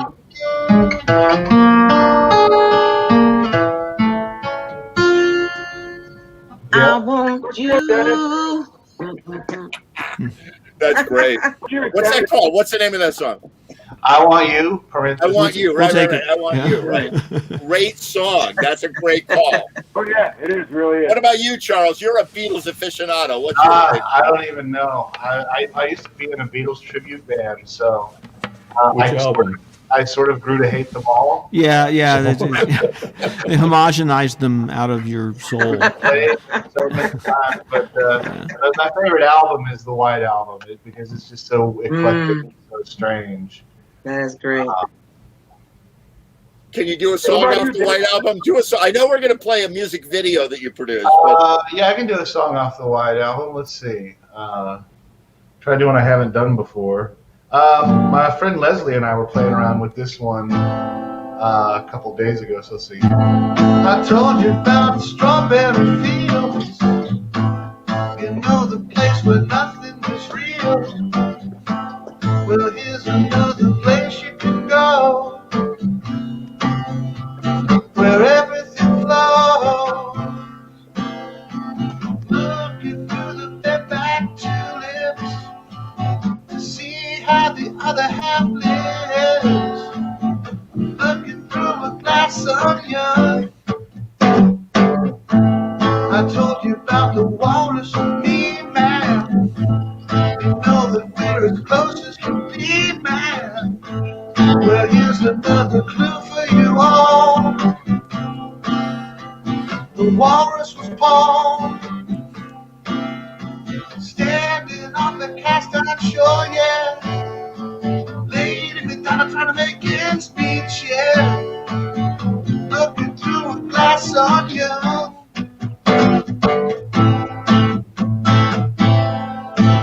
Oh yeah. Oh yeah. Oh yeah. Looking through a glass onion. I told you about the fool on the hill. I tell you, man, he's living there still. But here's another place you can be. Listen to me. Fixing a hole in the ocean. Trying to make a dovetail joint. Looking through a glass onion. That was great. Yeah. Got a furry buddy. look, you brought Munster out. Awesome. Munster's like, what the heck is going on All over right. there? Wow. There he is. Wow. What's your Yeah. favorite Beatles song, Dennis? Dennis, what's your favorite Beatles song? Come Together. Oh, come down. Oh, that's Yeah. awesome. That's awesome. Probably because it's fun You to know what play. mine is? You know what mine is? And I don't really know if it's my favorite, but it's the one I've always wanted to sing, and it's Rocky Raccoon. I've always wanted to do that Rocky on stage. Oh, yeah. I swear to God, I've wanted to do it on stage for years. I did that one at Wow. Bobby Hughes. Really? Yeah, you did. Yeah, you did. Yeah, I remember. Maybe the first time I played it with Danielle at Bobby Q's and some of the friends from work. I did that one. That was fun. I love that song. Mm-hmm. That's You awesome. want- Hi, Dennis. I just want to say hi to Dennis. Hi, Dennis. Hey, So you know Dennis. Dennis talked you into coming on the show. Is that how it worked? I did. Yeah, he told me to send the link, and we actually collaborated a couple months ago, do some simultaneous stuff. He's a great guy. He's a lot of patience with me. You're preaching to the converted on that one. That's awesome. So this next thing, and I think you've got the video ready, right, Ed? So this is a tune that I put together. It's about a baby goldfish. Is it discolored? Discolored? It's Yeah. very close to that. It's not quite as fluffy, but Right. I've wanted a goldfish for a long time, and I felt like it was time to put those feelings to music. And I also put a little video together around it to kind of to really bring it home. So that's and with no further ado, here's Goldfish. my baby.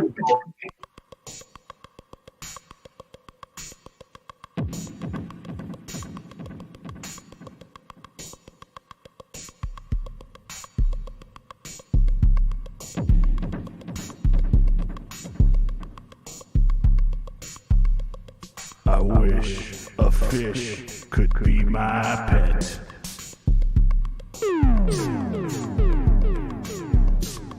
I'd keep him warm, I'd keep him wet.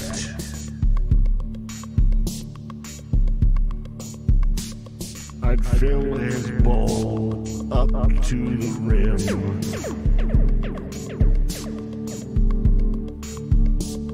And all day long, he'd dive and swim. I would love my little goldfish so.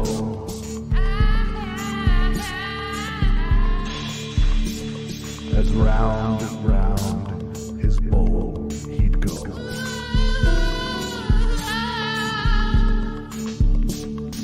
My baby goldfish, my baby goldfish, my baby goldfish,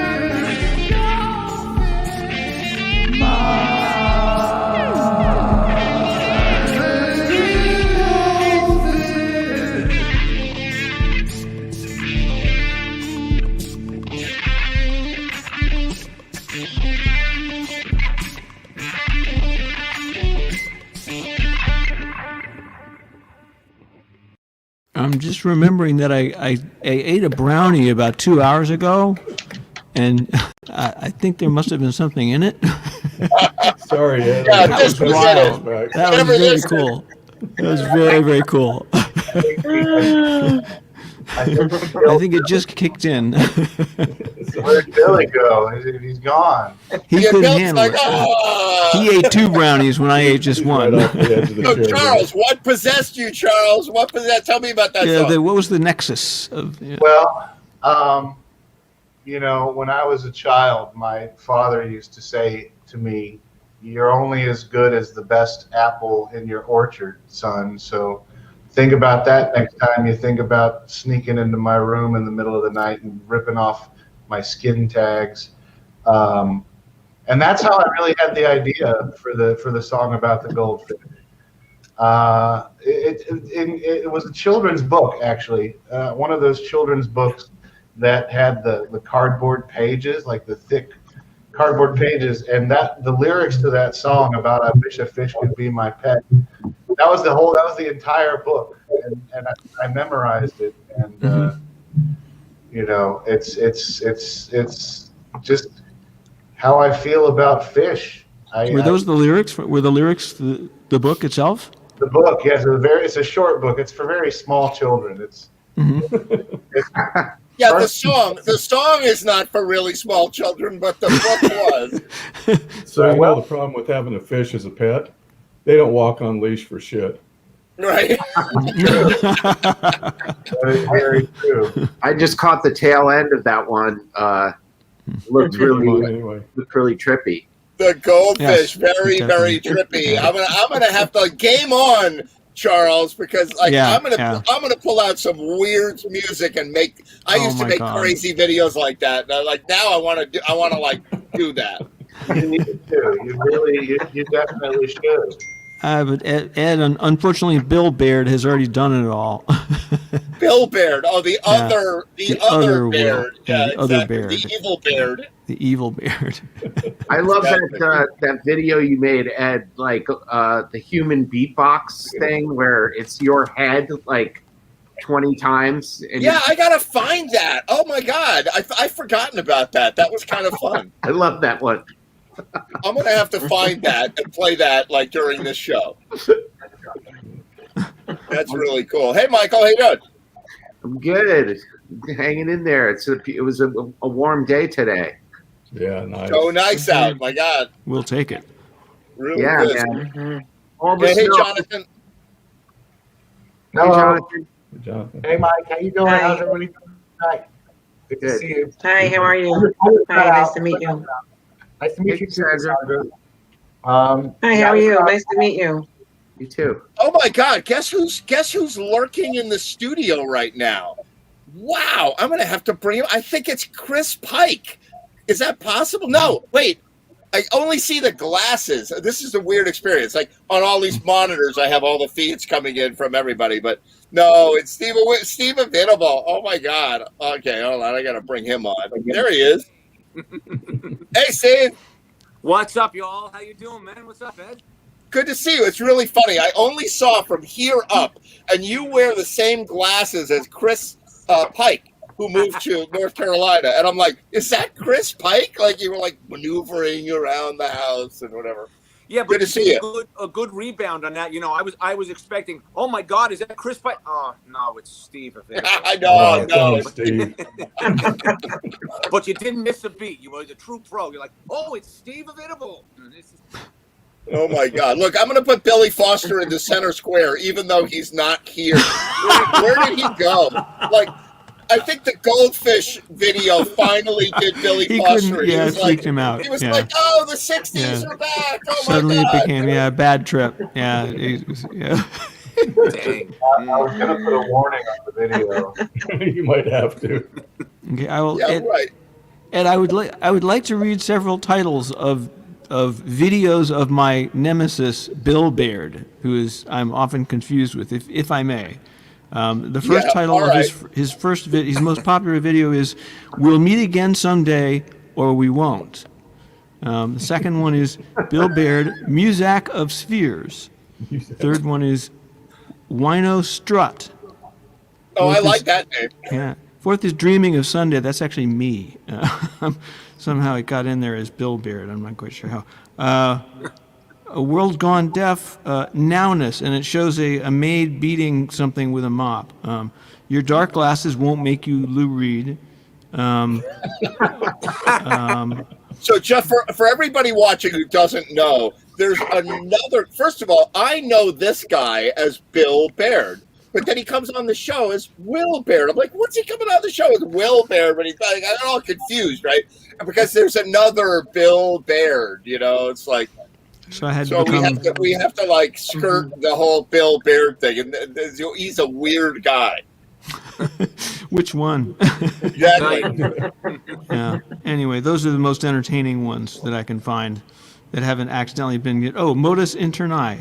I don't even know what that means. Expecting to fly, Baird. but maybe not. Everybody, I urge you to not check out Bill Baird. Don't search. Don't do it. Oh, Don't do mosquito. it. That's that one's especially creepy. Okay, I could do this for hours. I'm sorry. Let me put this away. Oh my Sorry. God! All right, so listen, I'm going to play another video. I'm going to play your video, Mikey Beans, because Tommy, if you're watching the show, Tommy, we're waiting for you. You're otherwise indisposed. So Are the boys in the green room? I got no boys. Christian and JC and Nick. I have not seen them. No. I Maybe told we'll hold on. All right, you know what I'm going to do? Coming in We're early. going to wait and we're going to see and we're going to revamp the studio. I just got, all right, so when I lived in Colorado back in the 80s, when I went to college in Boulder, I played in a band with a guy named Gary Wolsifer. And Gary was this great bass player and this weird guy, right? He lived not too far away from me. And he had this machine in his house, okay, called Zeus. The machine was called Zeus, and he bought it at a military auction, right? And Zeus was a missile telemetry recorder. It was like Billy Foster. You probably know about this. Billy was in the Air Force, right? So when the Air Force went and shot a missile up into the air, they would record all of the things about what the missile was doing and whatever, all the data from the missile. And so Gary Wolsifer bought. Hold on, we're going to get you going, Billy. He's Unmute muted. yourself. You're muted, Billy. That's you. Unmute yourself. Have you ever seen those, like those big machines with the reel-to-reels? Nope. Billy, you are out. Oh my God! All right, we can't hear you. So if you can hear me, Billy, I'm going to knock you out of the studio. Come back in, because we can't hear you. So so he had this missile telemetry recorder, which he rewired to be a multi-track tape recorder for music. So you'd go to his house and he had this giant machine that would record music back in the day where nobody could afford that kind of stuff. Wow. And he's watching the show. Maybe he's watching right now. I don't know if he's watching right now, but he sent this video along. And as we massage the studio a little bit, I'm going to play his video. Check this out. So this, I don't know, Gary, is this the formal debut to the... Oh, and just so you know, he plays the bass on this. He's playing the tuba. So this, I don't know, Gary, is this the formal debut to the universe? All right, this next song was written by the man with the sousaphone over here, Mr. Gary Wolsifer. It doesn't have a name. He wanted it to, be something like Bustin' Loose or Feeling Funky. We'll call it Swatting Greenheads.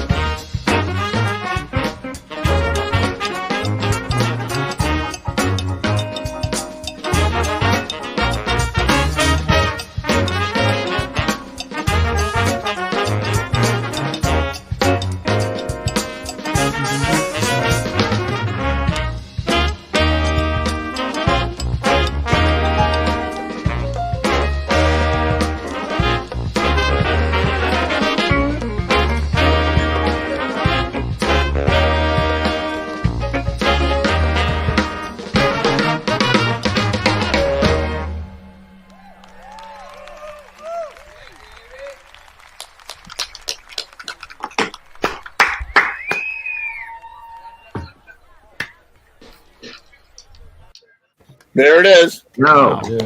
Boy, whoever mixed that knew what they were doing. Great. Yeah, that's Gary playing the sousaphone there. That's really funny. Great, talented bass player and horn player. And What's the name of that band? I wish I knew the name of the band. I've never seen them. Gary actually surprised me once, and he showed up at the Black Duck and played a jam with us. But I haven't seen Gary except that one time since college in the 80s. And he just sort of popped up tonight and sent me that video. So it was really, if you're watching, Gary, nice job. Hope to get you on Jam TV sometime really soon. That was sweet. That was pretty sweet. That was very good. I love that. I love that Very stuff. talented. Yeah. Yeah, really super good. So listen, so for those of you, we are trying to figure out how to get this section of the show to not be people banging on the studio door to get in and people waiting around for their videos. We tried tonight, but it didn't work. Now we got everybody banging on the door just like we did last time. One of these days we're going to figure it out. But Dennis, you have a video, and I want to play it. Where's Tommy? Where's Tommy? He was trying to get in the studio. Tommy is I thought now he was not here. Tommy, let's see if we can get Tommy on the screen. So Ed, you know what I'll do is I gotta run, so I'll say goodnight to you guys, and that'll free up a space in the Hollywood Squares. Yeah, here. we're gonna try to do it. Will Bear, really good to see you. Same here. Thank you so much. Great to see all of you guys, and welcome, Cassandra. All right, we're gonna switch the studio around a little bit, and Nice to meet you. Thank you. and I will see you all very soon. If you get popped out of the studio, hope to see you very soon on Jam TV, and we'll be right back after this.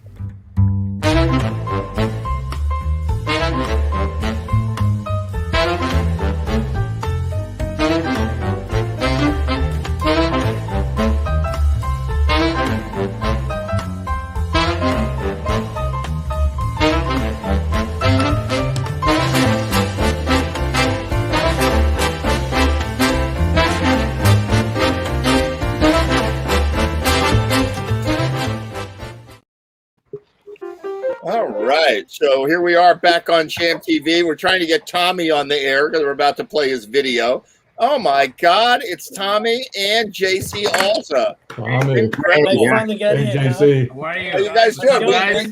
Did we succeed in getting everybody on Jam TV? Good to see you guys. And Nick, hey, how you doing, Nick and Christian? Doing well. Thanks for having me. Yeah, I'm glad to see you. So we're going to play a video. Dennis, why don't you tell me a little bit about this video that you and Tommy put together? And Dennis. Hey, how's it going, JC? All right. How are you, man?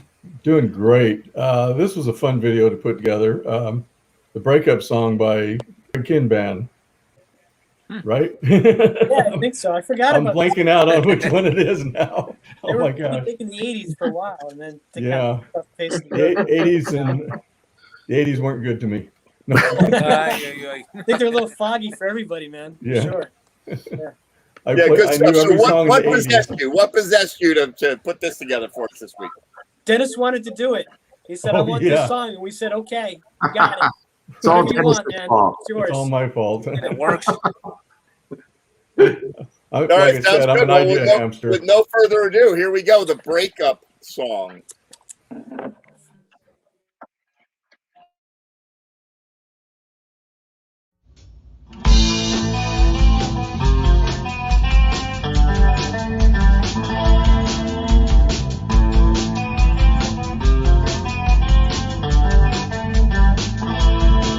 We broke it up blue just an hour ago. Now I'm staring at the bodies as they dance across the floor. Then the band slowed the tempo and the music gets you down. It's the same old song with a melancholy sound. They don't ride like that anymore. Things don't ride like that anymore. We used to get together for a million years. But now I feel so straight out of the atmospheres. Then the jukebox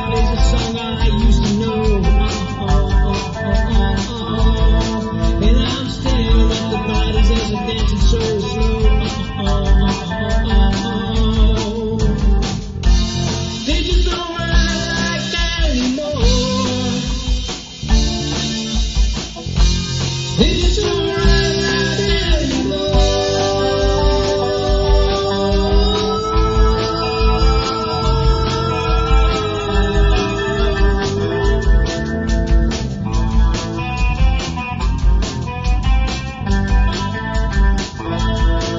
Now I wind up staring at an empty glass. It's so easy to say that you forget the past. They just don't run like that anymore. They just don't run like that anymore. They just don't run like that anymore. They just don't run like that anymore.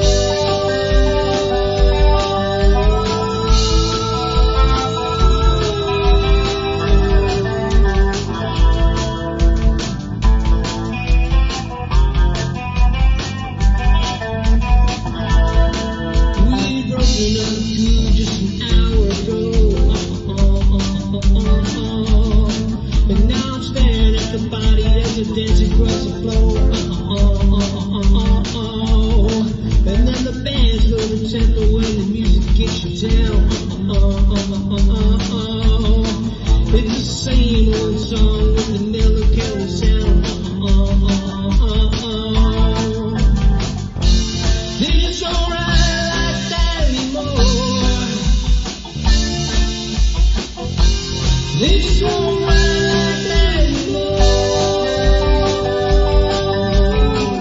Say the 40 years, but it feels so strange how the atmospheres. And then the jukebox plays a song that I used to know. Now I'm staring at the bodies as they're dancing so slow. They just don't run like that anymore.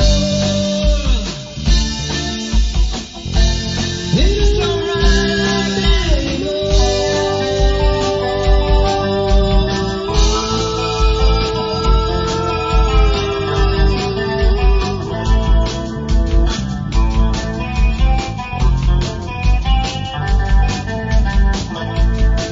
Now I wind up staring at an empty glass.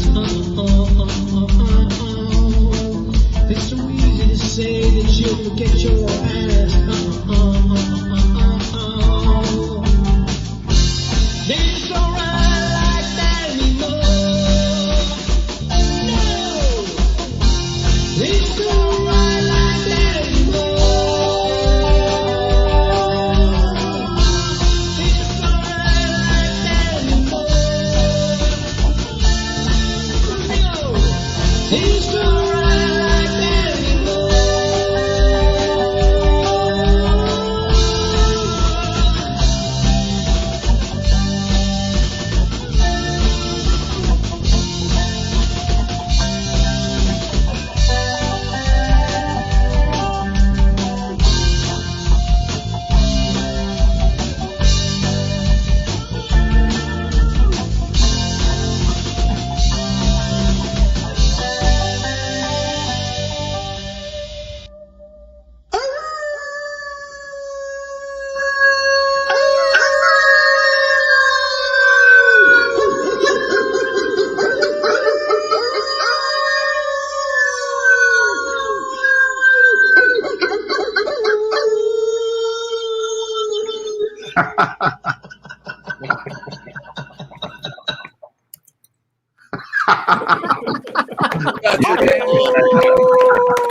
That's so ridiculous.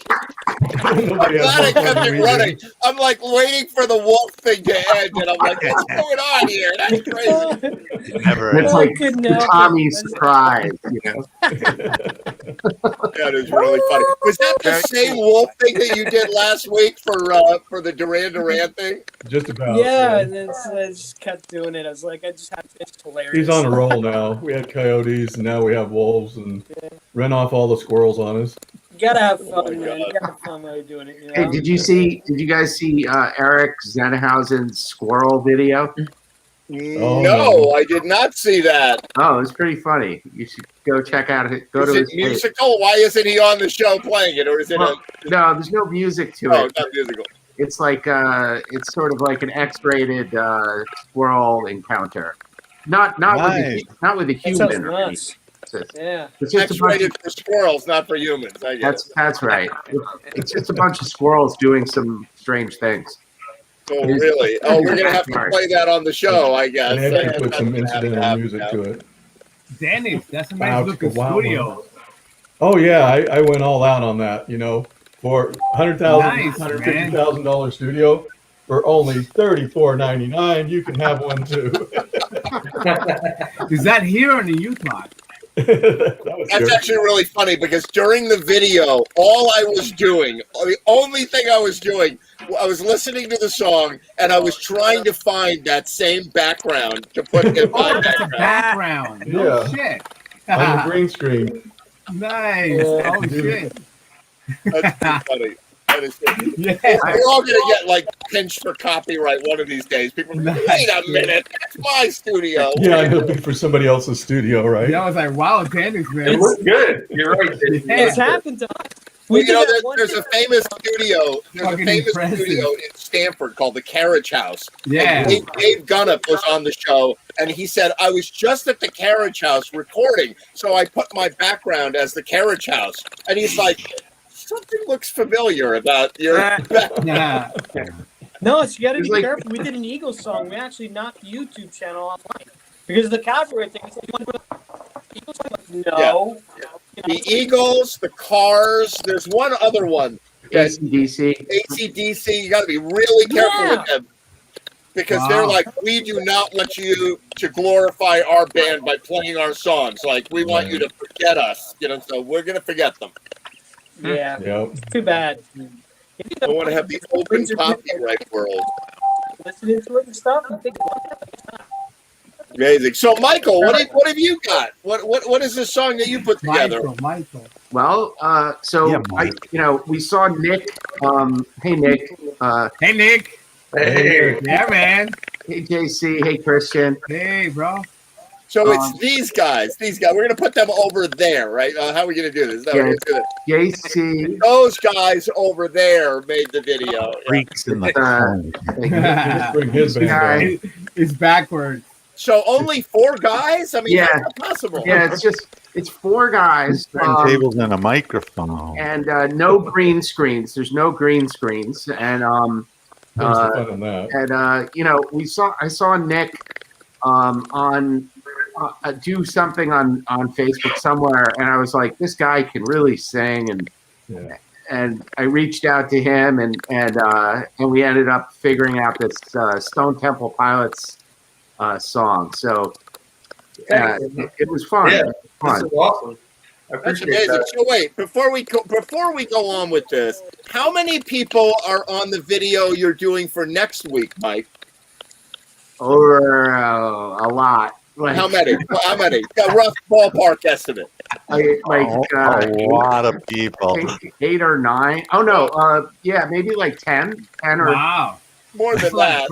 yeah, I think Yeah, come on, it shifts. might be like 12 Technical people. staff. Yeah. I don't know how it's more than 12. I don't know how you expect to make music with 4 people. I don't know But how do you make any money with all those people? Okay, that's true. Yeah. Yeah, we're raking it in on all this. Now we're working it in now. Yeah, I always say if you can't play a good song with like with the minimum of 3 people, then just get out of town, because if Led Zeppelin did it, so can you. You know, Cassandra's got a duo going that's hotter than anything we're doing. Cassandra, I've seen your stuff on Facebook. It's you and like this other guy, your partner, right? Your musical guy that you play together. Oh no. Yes. Frozen. Oh, Uh-huh. she's Ray Yeah. Simonelling us. She can't. We can't Yes, see we her do. moving. Frozen. We have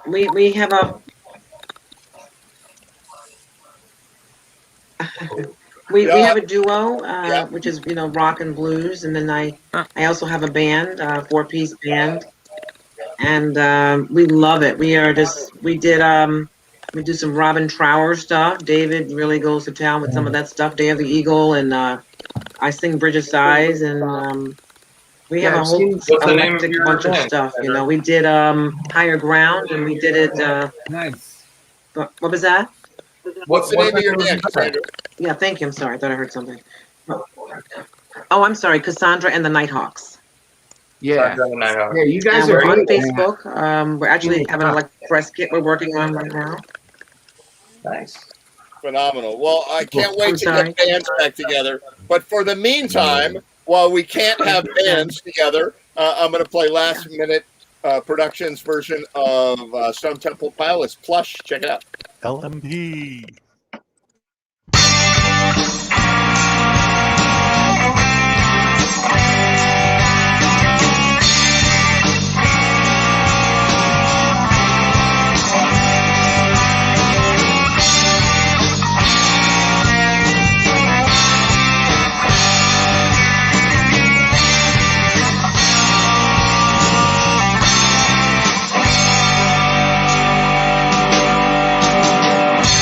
Well,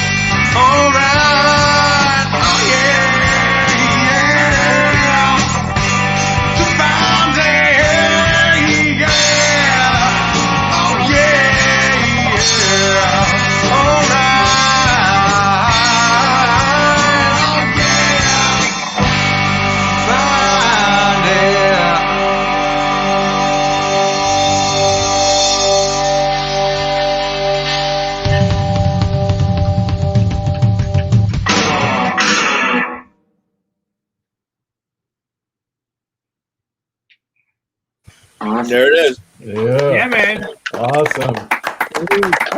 I love your Nick, voice. killer Our voice. band Wow. plays that song. You guys ripped it up. That was amazing. Bass, drums, vocals were amazing. And Yeah, the very visuals cool. were just amazing. I love it. Yeah. So It's Nick, great. so who You guys are you, rock. Nick? Who are you, Nick? What's your deal? I am from Stanford. I'm in the band The Wind Up. We've been we just got started in the middle of last year and played with a couple guys, and we've been having some fun with it. We're from Stanford, grew up in Stanford. The bassist has a business in Stanford, so we're all like Stanford guys. So it's been fun. It's been fun getting it up and running, and it just so happened I was doing the Stanford Musicians Group open mic and the band sitter, and Mike reached out to me, and we set this up and just did a killer job. It was great working with JC Christian. You guys killed it.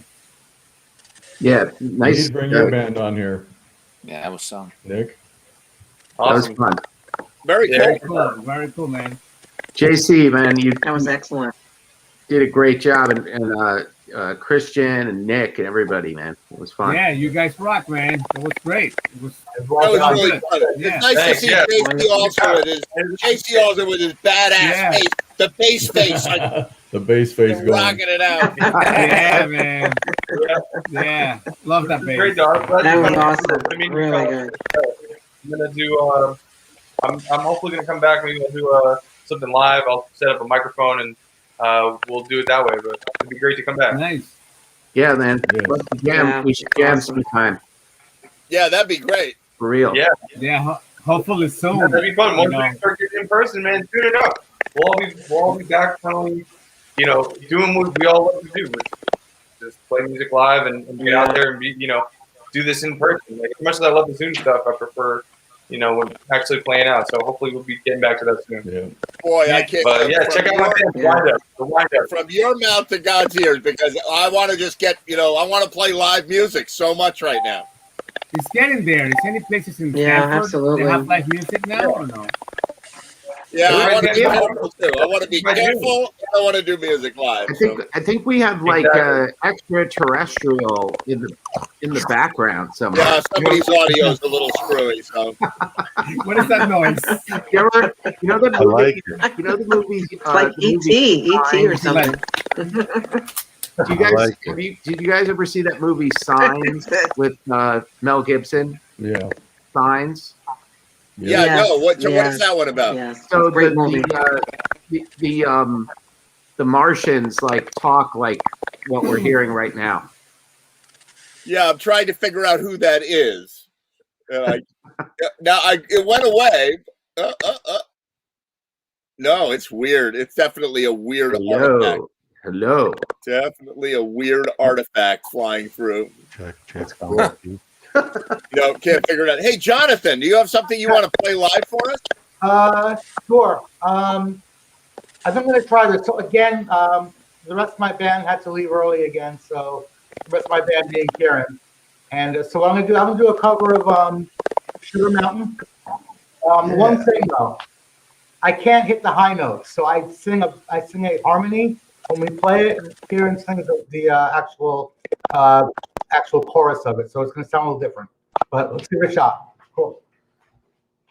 Yeah, sounds great. Where are you going?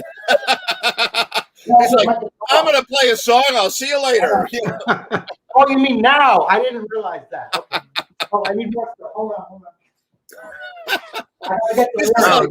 I don't know if you ever saw Victor Borga. He's like, and he's about to play piano, and then he goes, "Oh, I got to adjust my collar," and I feel like, maybe have a drink or whatever. Like 20 minutes goes by, and he hasn't even played anything yet. That's Jonathan tonight. Close enough. Okay. Okay. Let's see.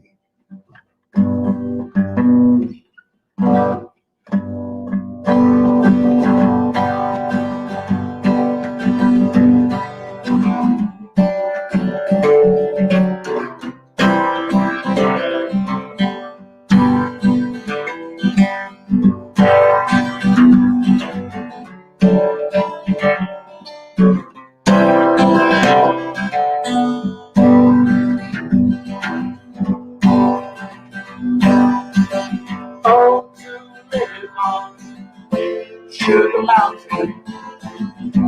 It's about the sand, the colored balloons. Happy 20 on Sugar Mountain. Though you're feeling like you're leaving there too soon. Leaving there too soon.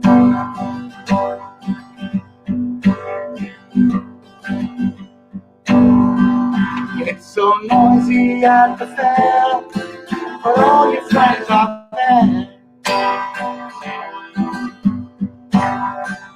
And your candy floats your hand, and your mother and your dad.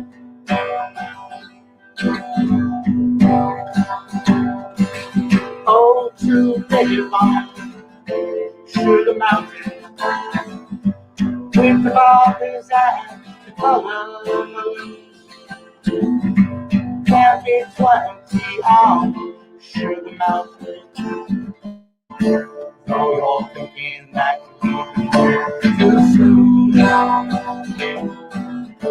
Leaving there too soon.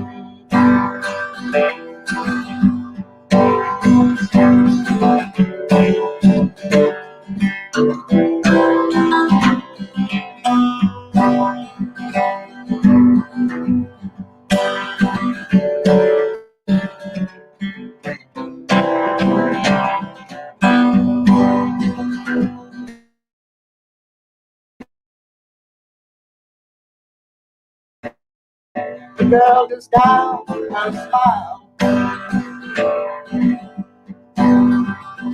Can't hear the words she wrote as you read the note.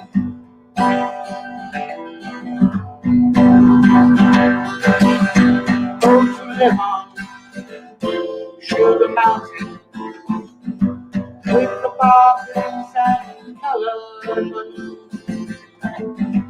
Happy 20 on Sugar Mountain. Though you're thinking that you're leaving there too soon. Leaving there too soon.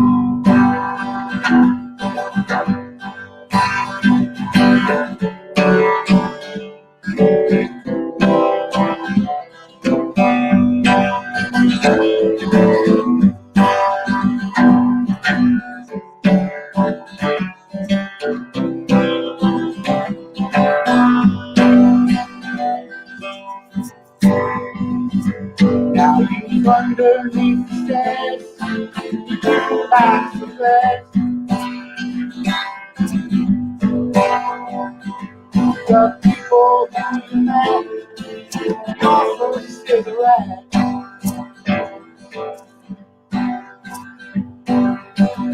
Oh, take it long, Sugar Mountain, with the barbers and the colors. Happy 20 on Sugar Mountain. Though you're thinking that you're leaving there too soon. Leaving there too soon. Now you say you're leaving home, you want to be alone.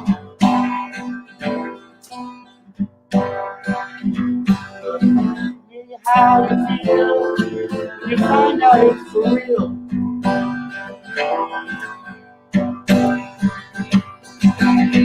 Oh, to Baby Mom, Sugar Mountain, with the barbers and the colored balloons.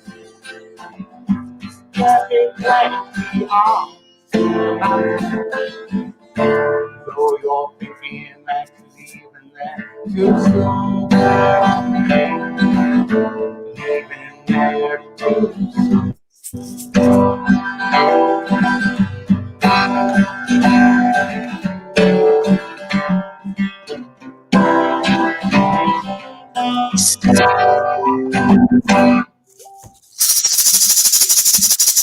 All right, thank you very much. Thank you very much. Did I freeze up too many times? I don't know. But No, you froze up a little bit. That's awesome. That sounded great. Thank you. Cool. That was nice. Super good. You know what I've got? I've got a video of you doing Norwegian Wood. Yes, yes. With Karen, with my band. The full band is here now, the two of us. Oh my God. All right, check this out. I'm going to play it right now. Norwegian Wood. Check it out.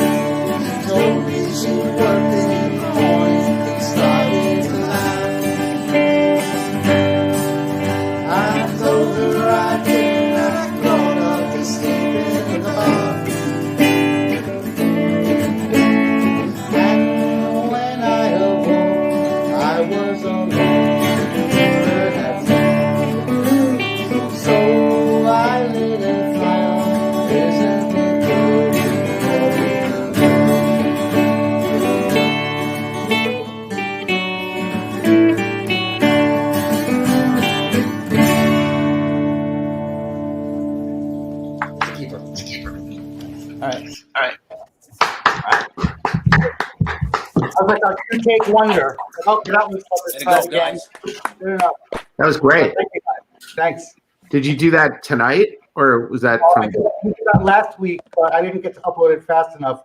I didn't quite understand the technology involved. So I made the video. I'm like, I got the video. And Ted's like, no, you have to actually upload it first. I'm like, oh, okay. So now it's here for this week. So yeah. That's awesome, man. Thanks, great. man. Yeah, great harmonies. Beautiful. Yeah, that's what we're trying to really push. Unfortunately, every time I come here, he had to leave. So Yeah, we got to figure out how to make that happen on the earlier part. I'm gonna have to slip him some amphetamines or something, more coffee. I don't know. Well, and the answer is obvious. You need a Zoom call on a Zoom call. You know, if he's got to leave, he's got to have like his cell phone, next to you, so he can do it from wherever it is, and you can just have the Zoom call on a Zoom. I mean, that's next. We know that's coming next, so you might as well get. That's a really good idea, actually. I don't know. More quality than my videos are now, but that's cool. It could be fun. I don't think he has the technology though. I don't know if he can do it. Maybe you guys can go on at 8 o'clock, 8:30, or something. What time? Yeah, do you- we should do it during the acoustic hour. It just gets a little too chaotic later on, but so Yeah, we'll figure that out. Yeah, we'll work it out. That's cool. Well, Steve thank you for- Venable. It's good Yes, to see sir. you, Steve Venable. What have you got going on? What's the latest? Oh, I've been doing my usual gigs, my church gigs, and my gig at the Shenandoah Shore Club, so I can't really complain. Just a lot of, and playing, doing the music therapy and other stuff over at Brightview. So there's no shortage of playing for me, so I really cannot complain. Cash, yeah, that's a little short, but I have no complaints, my friend. No complaints. It's all good. That's cool. So Yeah. what crazy instrument are you going to play tonight? No.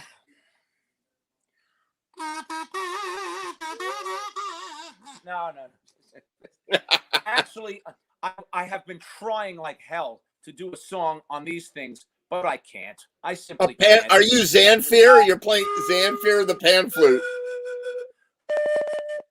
Yeah, no, I'm not. That's This pretty reminds cool. me of those pipe candies we used to eat as a kid. You remember those wax candies? I do remember that. It was like wax and you blow whistles or something, right? Yeah, and that was even before we knew what blotter acid was. You could still actually do that stuff, but it was I can't. I did see somebody when we were on vacation about 2.5 years ago.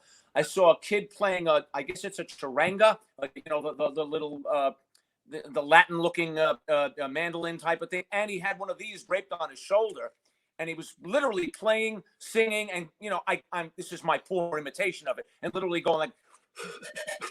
And then singing. I said to myself, I'm going to do that. I'm going to do that. And about 6 months later, I said, no, you're not. I'm not going to do that. No, yeah, that's not going to happen. It just isn't going to happen. So I'm going to play the piano. All right, awesome. Come on, what are you going to do for us? What song? Well, I hope you don't mind, but this is a song I'm hopefully going to do in the church on Sunday. It's called "Wash, O God, Our Sons and Daughters." It's I've heard several versions of it, so this is the Steve. That sounds like church music to me. Well, it is, but I'm not gonna, have you all rise and do all that kind of stuff. It's listenable. Put it that way. God forgive me for saying that, but it's listenable. How's that? I rose. All right. Actually, I'll let you be the judge of that as to whether it's listenable or not. I shouldn't say that. I do, however, need the words, which are right here. All right, everybody on Jam TV, you all need churching up. So listen to you got Steve. That right. And me included.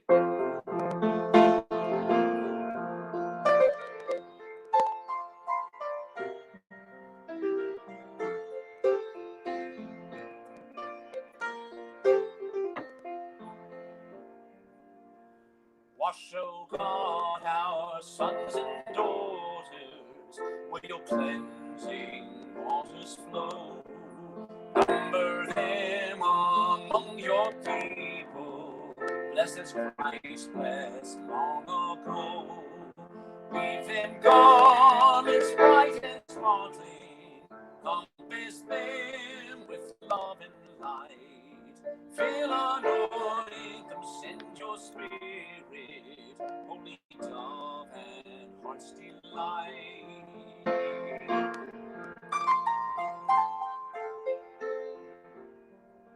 We who bring them on for nurture, by your milk may we be fed. Let us join your feast partaking, cup of blessing, living bread. God, renew us by our footsteps, free from sin and its snares. One with Christ in living night, by your Spirit, children bear.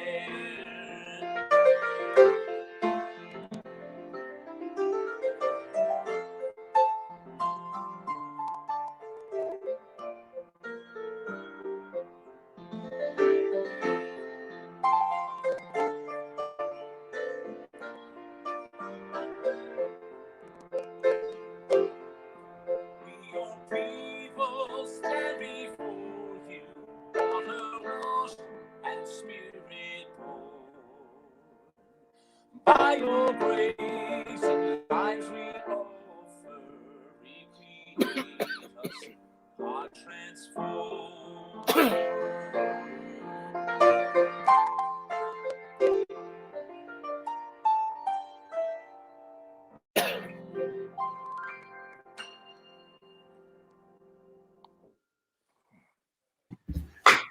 Awesome. That was great. Nice. Well, thank you. Tell me about that song. Tell me about that song. What is that? It's called Wash, O God, Our Sons and Daughters. And I got it when I did a very brief, unsuccessful stint as the piano player at a Methodist church, which, when you play there, God help you if you don't hold every dotted quarter note for the amount of time it's supposed to be, and get, the choir just looks at you and looks at the director and says, this guy's out of here. It's not going to work. Friggin' Methodist, As opposed to when I played it at the AME Baptist Church in Norwalk, they don't even tell you what song you're going to play. You just get up there and they start singing and you just play. So you go from 180 degree here. And I heard a couple of versions of that song and I said, like most songs, if you can't play it in the average bar, how are you going to convince somebody, in the church? That's kind of like my attitude with it. If it's got to be so attentive that you can't do it, it loses something to me. So that's, for me, this kind of a song just cuts right through. And I thought it interesting that I should play this on, of all nights, on Purim, you know, a nice Jewish holiday, which I marked. I said, why not? You know, since I'm a Jewish Christian, let's do it. So that's it with it. To me, it reminds me, oddly enough, of Eric Clapton. It reminds me of Running on Faith by Eric Clapton. It doesn't sound anything like it, but it reminds me kind of like that. So that's pretty much my story with that. My God, the Baptists are like, make a joyful noise, and here's a rattlesnake. And the Methodists are like, no, you missed that chord, you know? Pretty much. Hey, maybe there's a future for me with these things there. You never know. There's so much Bring noise that, going on. bring the pan flute to the Methodist church and just sit in the back and play during the service. That's what I say. Wow. They're going to be like, pagan. Yeah, right. It'll be the worst You worship Pan. proctology ever given with a thing if I do that, but it might be interesting. You never know. Yeah. So a good friend of mine, a longtime friend of mine, who's a Broadway performer, very successful, grew up the daughter of Methodist missionaries. Okay, and they were like doing the missions up in like Moose Jaw, Saskatchewan. I did not make that up. There is actually a place called Moose Jaw, Saskatchewan. Yeah. And she said they would not let her dance. She was not allowed to dance because the Methodists are freaking serious. They're like, no, we will not have any dancing. She went on in her career to play leading roles in cabaret, dressed as a German prostitute in before the war. Hey, that Sunday school did not go to waste, huh? There you go. No, exactly. So that's what the Methodists produce. You know? Do you remember that line from the Simpsons movie when they're singing in the church? If you're happy and you know it, it's a sin. If you're happy, that's what that one reminds me of. That is the Jam TV theme song from now on. That's what I'm here for. That's what I'm here for. Oh my God! All right, play us one more song, Steve Venable. It's too fun. Come on. All right, now for something completely different, if you don't Play mind. something Jewish, for crying out loud. You like brought us off the temple for. How does it go? Whatever.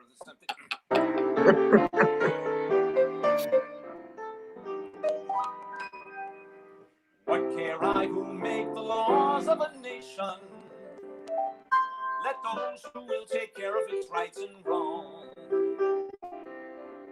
What care I who cares for the world's affairs?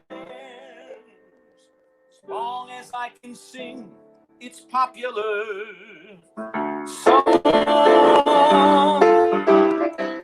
Let me play a sad love song of crazy days that roll along. And if my song can start you smiling, I'm happy. Let me sing crazy things of broken hearts that loved in vain. And if my song can start you crying, I'm happy. Let me play some low-down blues to lift you out of your seat.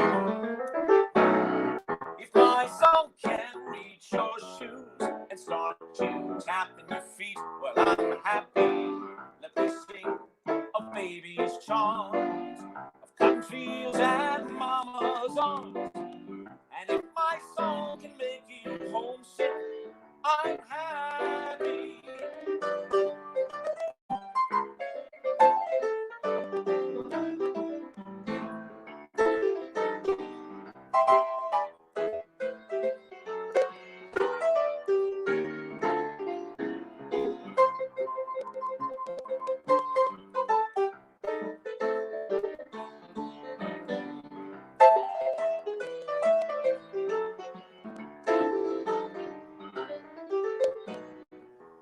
Play some low-down blues to lift you out of your seat.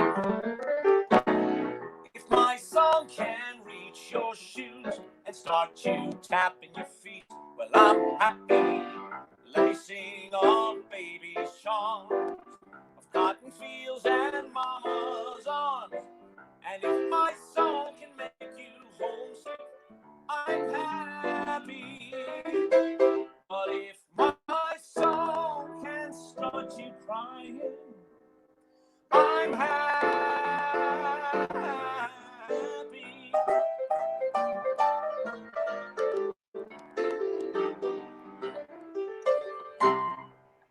Yeah. Yeah. Who wrote that? That was Gershwin, I believe, and that was the Michael Feinstein version of that. I kind of stole that from him, but I really, really liked that. And said, "Oh my God, I just like that one." That is great. I love that. You and Sherry Dober, like Sherry comes on and does Irving Berlin. I'm like, what the heck's going on here? You know? Yeah, we're like sort of like Robert Plant and Alison Krauss, you know. Really fun. Yeah, I haven't seen you in a while. You've been, I don't know where you've been, but I hope you're doing okay. Hiding under a rock. It's good to be back, man. I miss you. I miss everybody. I miss you too. We're all hiding under a rock. You know, like this only creates the illusion that we're not locked up in solitary confinement all the time. Good point. We are all in solitary confinement, you know. That we are. So, Michael, you were talking about when I sang all the parts and I found 2 videos. Yes. What's the one that you saw? So it was like your face. It was just your head duplicated like 20 times. And you were doing like some very weird, it was like some atonal, I don't even know what it was, but it was very cool. I found 2. I don't know if I found the one that you requested, but I found one that I did, one of the earliest ones that I did, and you will notice how dark my hair and beard are in this video. This is one of the first ones that I did like this, and then the other one is a CeeLo Green song that we all know and love. But they're short, right? The technology back in the day, this was like a long time ago, and the technology didn't really allow you to do a lot, you know, but so check this out. This first one, they're both short. I swear they're both short. Check this out. Guys, I'll be watching on YouTube. So.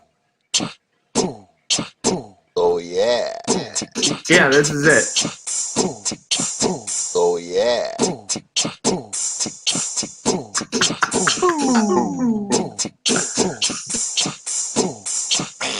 Wow. Oh, yeah.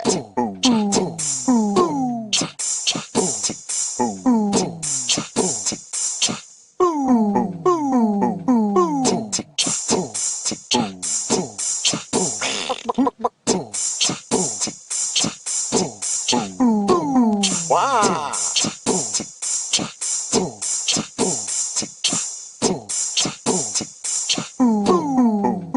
Oh, yeah. Yeah. Yeah, that's that one. It was really cool. It's an app. It's an iPhone app, right? And what it lets you, I don't even remember what it's called, but what it would let you do, you could record like little tiny snippets, like maybe 2 seconds or something, and then you could play them like a drum machine. You could play them like drum pads. Oh, cool.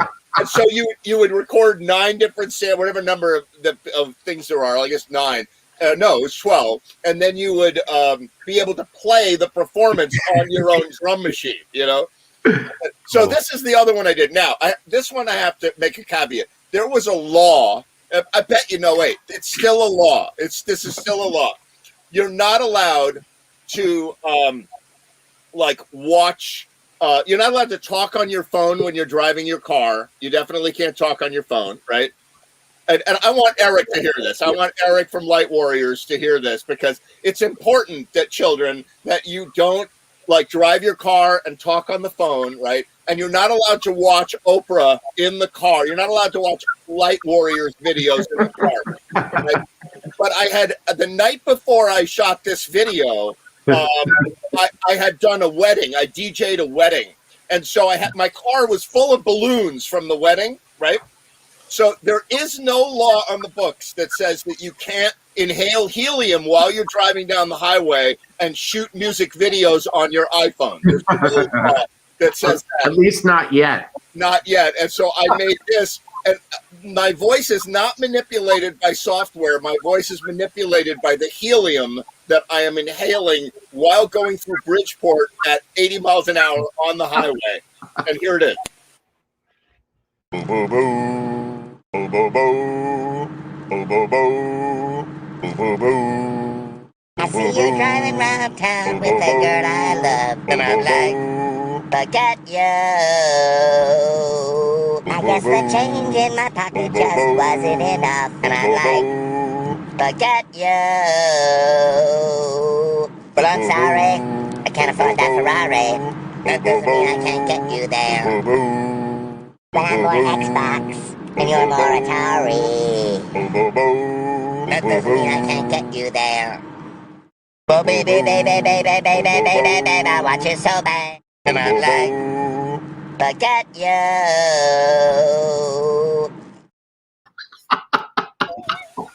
Oh my god, that was great. I don't think I've ever sung on JMTV, and there it is. My singing JMTV. Oh my god, Good stuff. too crazy. How you doing, Eric? And you did that all with the drum machine. Well, yeah, it's an app. It's an app Yeah. on your phone. So you load up. Like I was like, wait, how can I fit this song into 12 pads on my little thing? You know? Yeah. And I was breathing the helium. I was like getting a little lightheaded driving down the highway in Bridgeport. You know. So Oh my god. I remember doing that. It sounds great. Great place to end. Good to see everybody. Good to see you, Jonathan. Good, Jay. Hey, Jonathan. Jonathan. Oh my God, Eric, how you doing, man? I'm doing great. What is that called? What's that? What's the app called? You know, I don't remember. I'll have to look Forget it up. you. It exists, I'm sure, but it was like it's a really kind of a fun thing, and you can only record it's designed to make like a drum machine, you know, so like beatboxing kind of stuff. But I was like, how do I push this to the limit, you know? Crazy. So, hey, Nick, did you want to do a song live? For sure. I don't want if someone was about to go, I'm down to do one. Yeah, this show is really, really strict, as you can tell. You know, I want to be respectful. If there's someone's going on. No respect allowed on the show. Are you ready to go, or yeah, I'm turned up. Yeah, come on, do a song. I'd love to hear what you do. All right, Good I job just did with this one earlier today. I was like, it'd be great to play it. Let me try it. This is a song called Way Down We Go. I actually did this on Stanford Musicians Group also. Say, oh, Father, tell me, do we get what we deserve?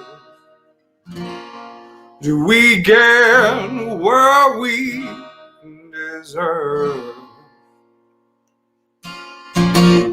And way down we go.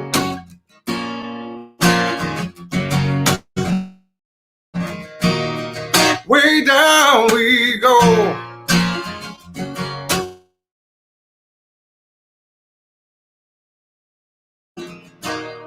Way down we go.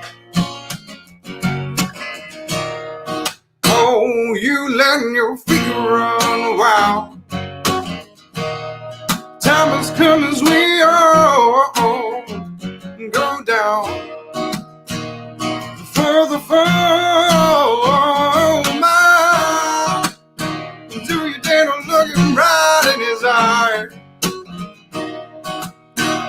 You say we will run you down, down to the dark. They will run you down, down to your fall. Oh, they will run you down, down till you go. You can't crawl no more, no more. Way down, way down, way down we go. Way down we go. Way down we go. Yeah, way down we go. 'Cause they will run you down, down till you fall. Way down we go.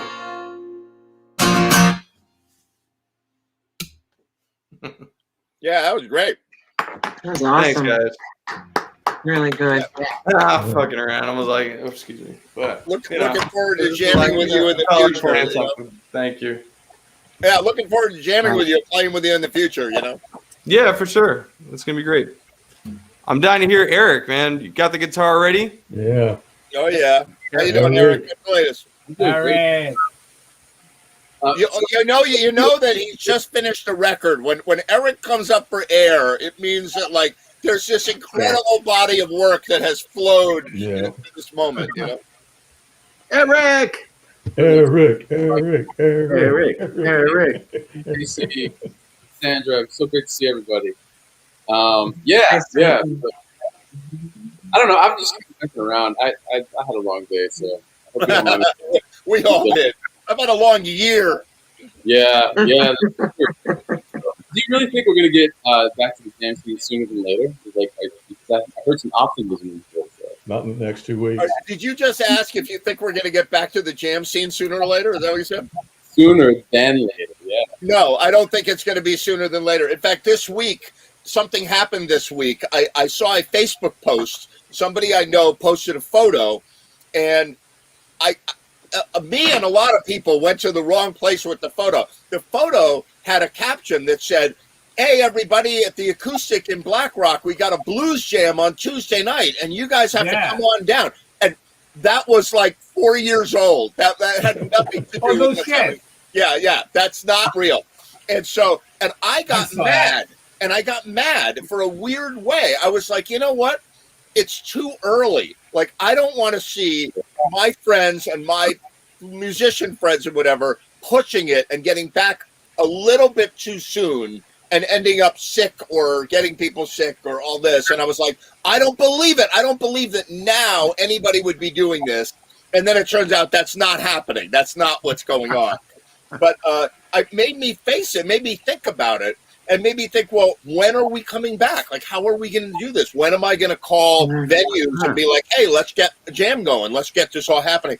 And I think it's going to be like, I kind of don't want to be jamming with masks. Like, I don't want to be jamming with masks. Like, live performance where they have a duo like Cassandra's doing here, that's great, you know, like, but to get a jam together where you got 50 people in a room all rubbing on each other and yelling into the same microphone, we're not ready yet.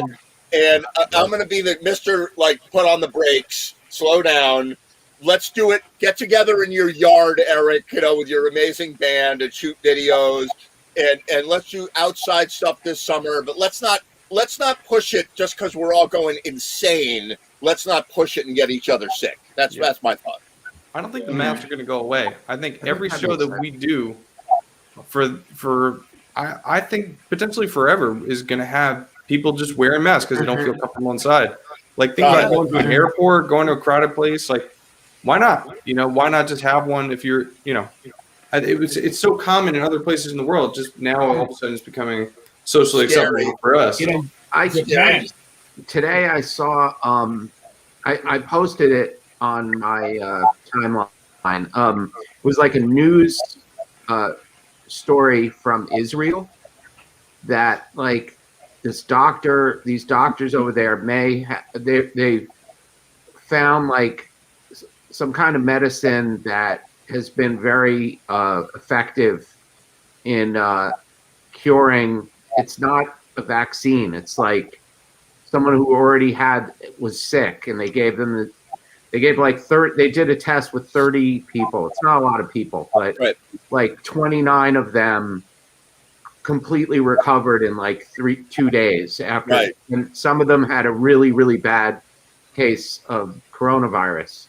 And so now they're going to do like phase 2 trials and phase 3 trials. But like, that was a really interesting thing on the news. So I hope that happens. First of all, the Israelis have advantages that we don't have. First of all, it's a small country, right?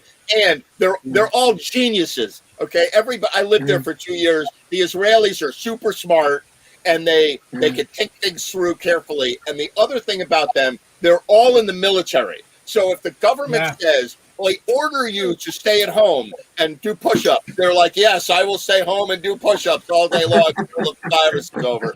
Whereas Americans are like, I don't know, I don't think so, you know. So I hope that all these technologies come out and keep us healthy, and then we're jamming together again.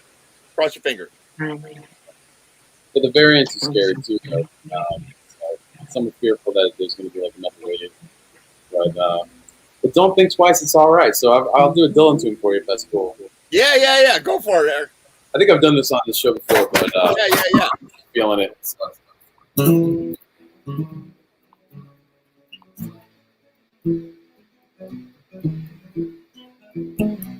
Ain't no use in sitting wonder why, babe. If you don't know by now. Ain't no use in sitting wonder why, babe. Never do somehow. When your rooster crow at the break of dawn, look out your window and I'll be gone. You're the reason I'm traveling on. Don't think twice, it's alright. Ain't no use in turning on your light, babe. That light I never know.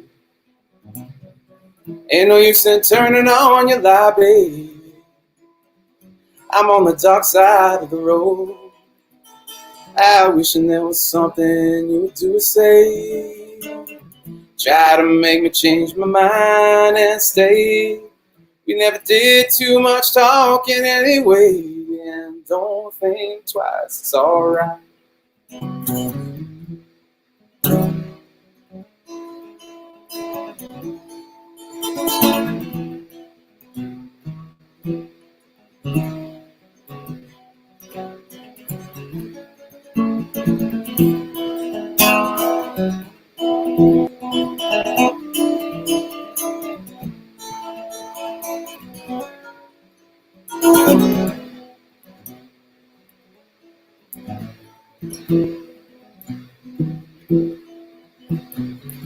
Ain't no use in calling out my name, gal, like you never done before.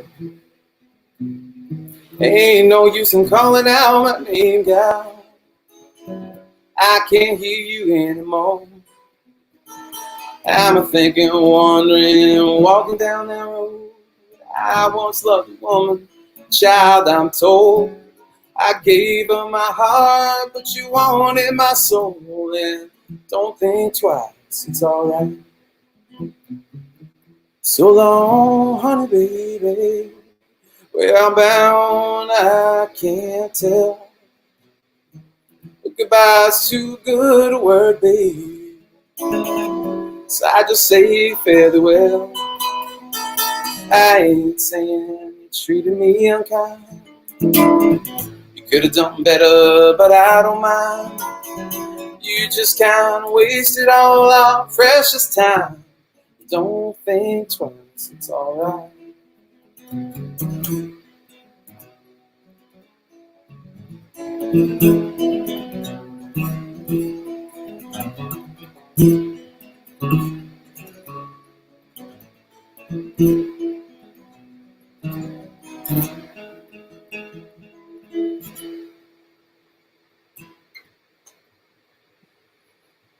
Nice. Excellent. A couple of mistakes in there, but I'm trying to sing it a little differently than Dylan does. But I think I'm messing up certain notes. But thanks for enduring. Thank goodness you are. Listen, Sounded great, Eric. You were kind enough to invite me to play keyboards when you put together a Dylan's birthday tribute at Bobby Q's, which was phenomenal. And that was such a great night. It was such a great night, and you were able to interpret a whole body of his work in your own way. And the one thing that I hate about Bob Dylan is Bob Dylan. Like, if you take Bob Dylan out of the equation and you do it, it was awesome.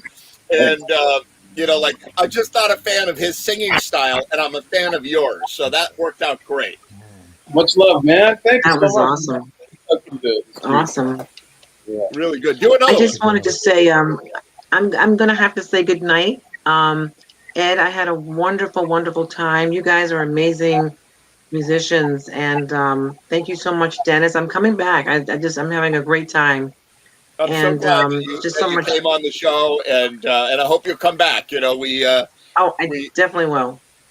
And by the Absolutely. way, I want Bob Dylan. What was that? I was going to say, by the way, make sure that you come back, because we are not always the ultimate sausage fest where you're going to be the only woman, right? I mean, I do have this slide that pops up, but we have other women that are on the show. I don't know where they are tonight, but it was really nice. It doesn't to have matter. I like being around men mostly anyway. It doesn't matter, women, men. But I'm around male musicians all the time, so it's a pleasure. But there's a Bob Dylan song, "One More Cup of Coffee." Do you know that song? I know it, but I don't get it. I know, I know when I hear it, but I haven't ever heard it. Oh, it's a beautiful song. It's so awesome. One more cup of coffee for the road. I think, kind of thing. Oh, I love that song. That's a great tune. That's on the same album as the Hurricane. Yeah.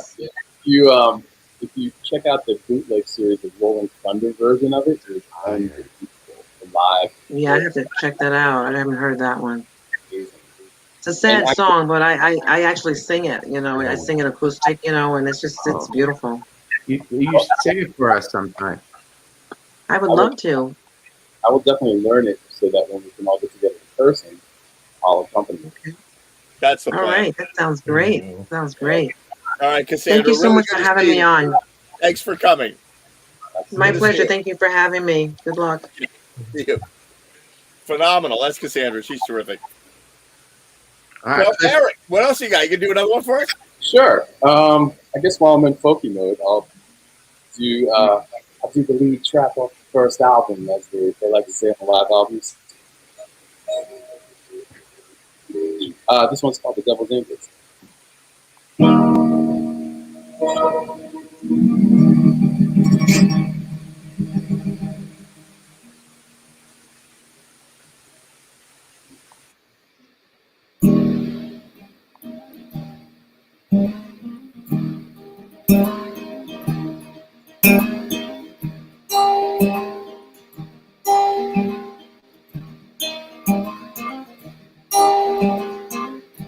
Devil's angels hover, lift off to victory smothered. Lengthy competition signals, old ways dying and brittle.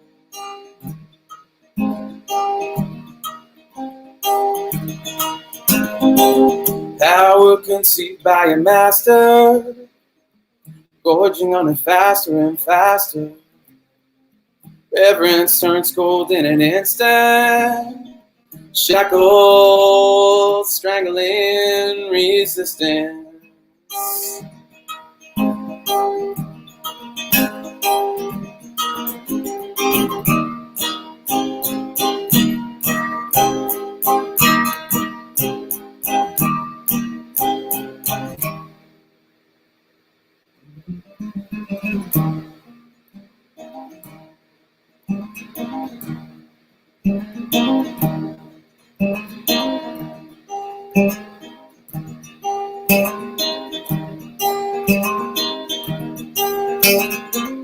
Security strikes out the fearful on the guise of protecting people who by rules they're creating from this axis in time proliferating.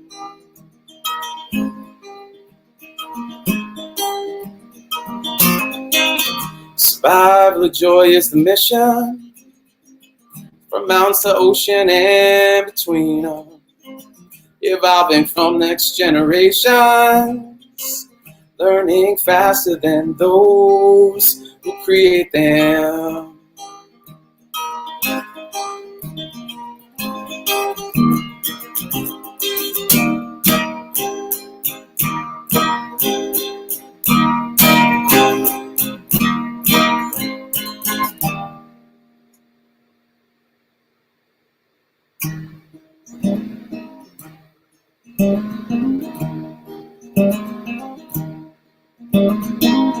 Tomorrow's questions go unanswered. Glory of past we wish to capture. Meaning we seek through existence. It's challenge continually and frequent.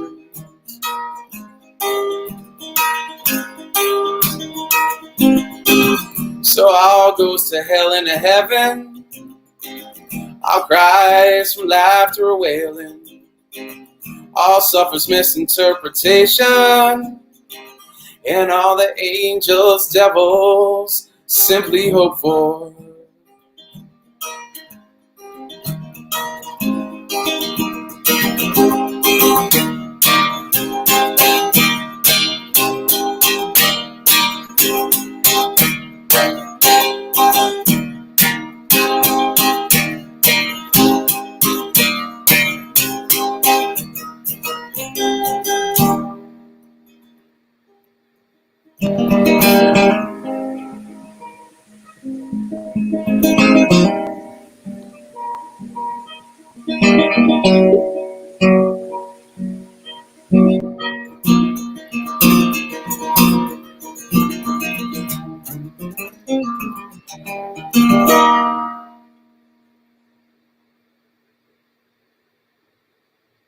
Nice.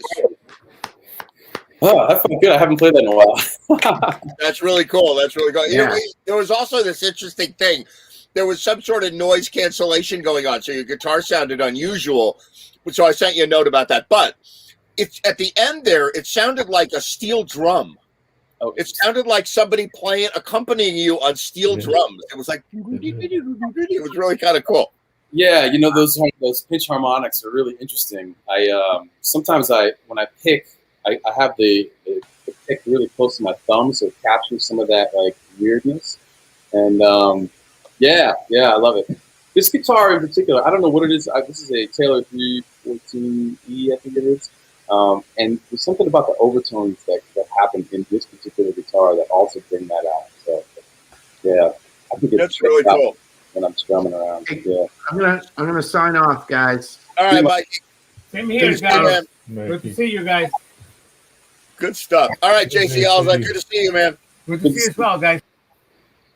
Very cool. Yeah, that's awesome. How's your the projects go? All the different things that you're working on going, Eric? They're going great. We are about to release. I think I talked about this last week, so stop me if I did. But tell us again. No, tell everybody again. Yeah, that's what you're okay, doing. everybody out there, hello. Exactly. Light Warriors is releasing a interesting. I'm calling it an album's length single. Different than remixing, where people take the tracks and they put whatever kind of nonsense lyrics over things. You know that happens a lot today. We're talking about one theme. The theme is oneness. And it's based off the song that we released on Juneteenth called One. So we've got folks from Shashamane in Ethiopia who did a nice reggae version with me. Ghana, we have a hip hop artist. He's pioneered a style called Afri hop. So really interesting vibes from that one. From the Dene tribe, which is I believe Shaman. But in New Mexico, we have a woman named Lila June who dropped an unfreaking believable verse on this tune and kind of transformed the whole thing. And then some cats that I've known for a good number of years between Brooklyn and New Haven. Our own drummer, Stephen Jean-Baptiste, got his brother, Stenny Sten, to do a really amazing hip-hop style version. And our saxophone player did a kind of like Sun Ra-esque kind of version with multiple saxophones, and I added some percussion. It's just a hell of a lot of fun. So it's 9 tracks of one song, same beat, same chords, same BPM. And it's just really fascinating that for me, I get bored really easily when I'm listening to music. And when I listen to this in sequence, I'm not bored. I'm just like, oh, wow, this is just a really interesting project. So we got some PR going on it. We've got some local coverage in, I think, the Darien Press and Norwalk. And we just did an interview earlier this week. So hopefully we'll have some weekend coverage and maybe like Stanford Advocate. I'm keeping my fingers crossed. That's great. And then I've got some, because of the international nature of it, I've got a team in the UK that's going to help us. So it's a full court press. I haven't done anything this intense in a long time. I've got to have a lot of like online content, marketing this, that, and the other thing, which I used to do for years, and used to stress me the hell out all the time. So I'm borderline stressed right now. But here's the big thing about the record, though, is that it is, if you go to Bandcamp and purchase, you can pre-order, and any purchases on Bandcamp Friday, we're releasing it next Friday, 3/5, where 100% goes to us, and then we are taking a significant portion of this and donating it to an organization called Why Hunger, which Light Warriors is ambassadors to their Artists Against Hunger and Poverty. I don't know if you know Harry, the Harry Chapin would have, he's like a old-time folkie, and so he founded this organization back in the 70s, and it's just great to be a part of their ambassador program. I mean, we're nobody, and there's just really wonderful people involved, and anybody can do it. You just have to commit to the cause on some level. And the people are wonderful, and they're partnering with us. And yeah, we just hope this Book of One gets out and gets heard by enough people that we can have some impact and really feed those who really need it. Because nobody should go hungry, especially today. Agreed. Absolutely. So yeah, that's thanks for listening, because I probably got. That's very cool. We got to get that word out. Have you had any contact with News 12? I have not. No. Yeah, I know some people there. They did a thing on Jam TV like early on. So maybe I can talk to them, or I'll hook you up with the right people there. That would be amazing. Thank you so much. Yeah, they do a good job of like pushing their own stuff, and so if they could grab you as in local, because you're Westchester, right? You're not Connecticut. No, I'm Stamford. You're Stamford, okay. Why did I think you were in Westchester? I don't know why I thought that, but they're in Westchester and Long Island, and they're in other places, and no reason that we can't turn your local boy done good into a great, warm, heartwarming news story on News 12. So. Yeah, beautiful. I would love that. Thank you so much for the offer. That'd be good. I really dig what you're doing. I obviously love your band, and I love everything you're doing. So, good to see you. Thank you, brother. We love you too, Ed. Thank you for keeping us all jamming, in these crazy COVID times. I don't know. This is show 50 for us, 50 shows. Oh, wow. Nice. But, it's not the milestone. The milestone is 52 a year, right? Oh, right. Okay. You were the last live music in the history of live music on March 13th, right?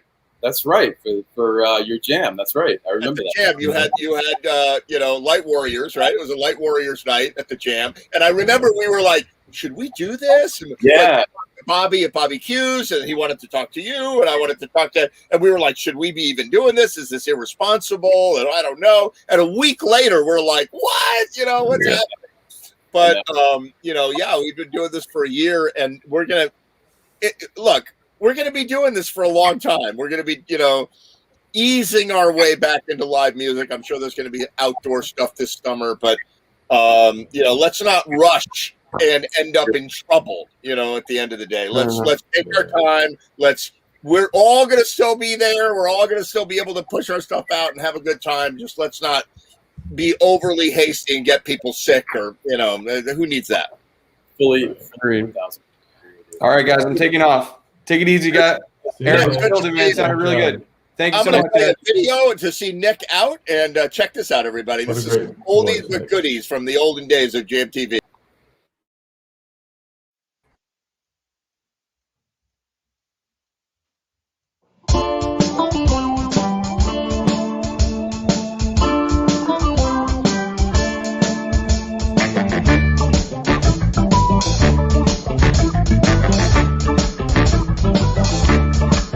You seem to be getting on so good, so proper for so long. No, you never hurt me. No, you never gone and done me wrong. I know that something ain't just no good, but you always do exactly what you should. So tell me, how do I let a good man down? How do I let a good man down?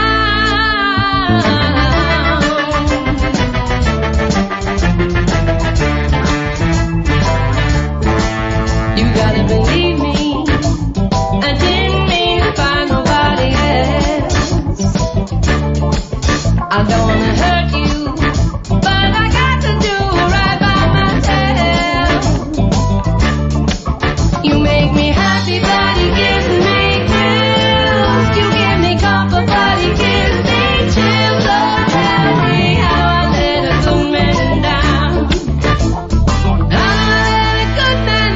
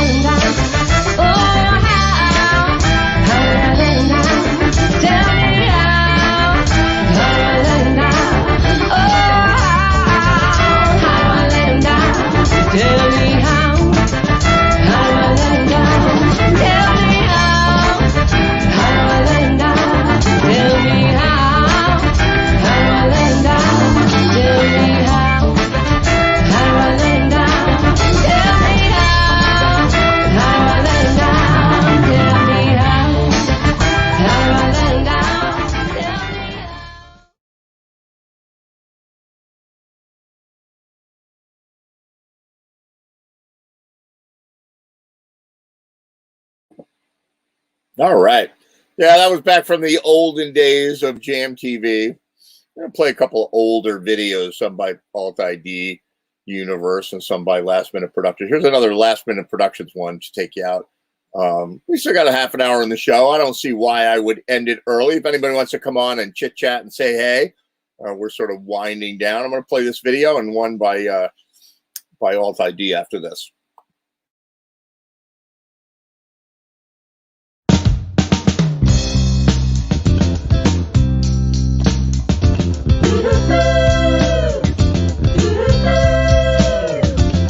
Tell me how can you get through when you can't remember who you're talking to? Concentration just slips away, 'cause your baby is so far away. Well, there's a rose in a Fifth Street glove, and the eagle lies with your love. And if you can't be with the one you love, doesn't want you with, doesn't want you with. Baby, don't be angry, baby, don't be sad. Don't sit back talking about some good times you had, 'cause there's a guy sitting right next to you. Why don't you check him out and see what he wants to get into?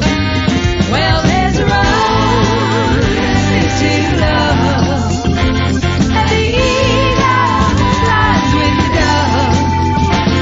And if you can't be with the one you love, run away with, run away with.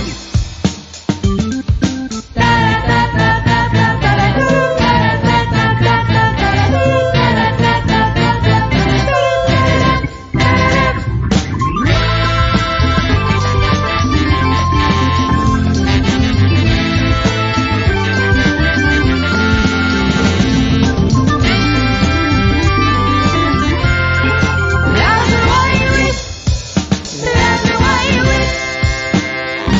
Don't be angry, baby, don't be sad. Don't sit back talking about some good times you had, 'cause there's a guy sitting right next to you. Why don't you check him out and see what he wants to get into? 'Cause there's a rose in a Fifth Street glove, and the eagle flies with the dove. And if you can't be the one you love, run away with, run away with, run away with, run away with. Ooh, you had love to win. You had love to win. You had love to win. Hey, love, the one that you win.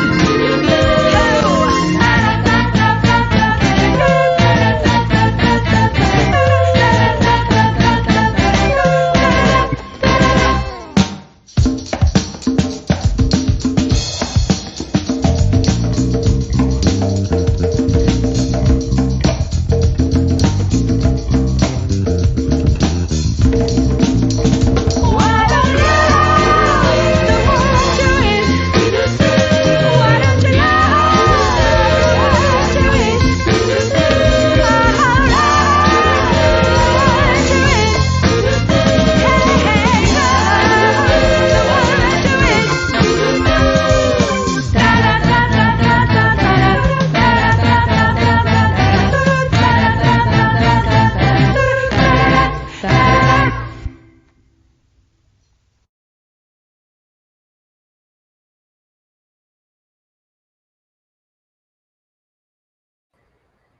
Hey, that was good.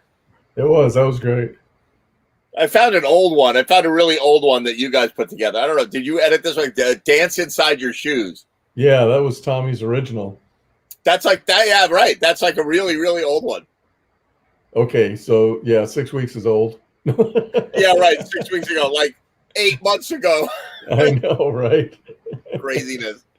All right, I'm going to play it right now. Check it out.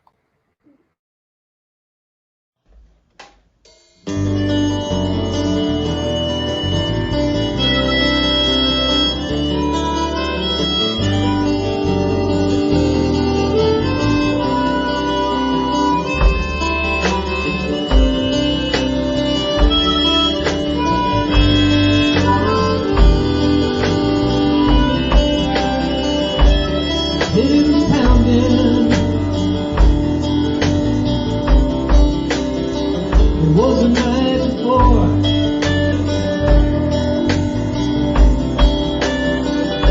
I turned to see you like I did 10,000 times before.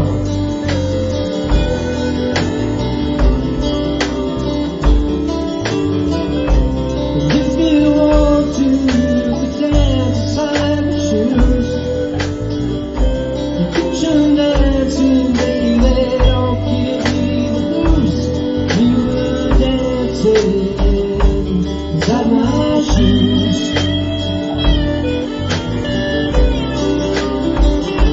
Inside my shoes.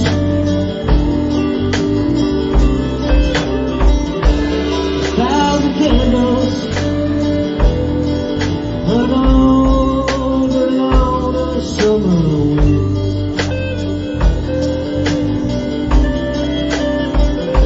You got Georgia on your mind, and I know I can't win.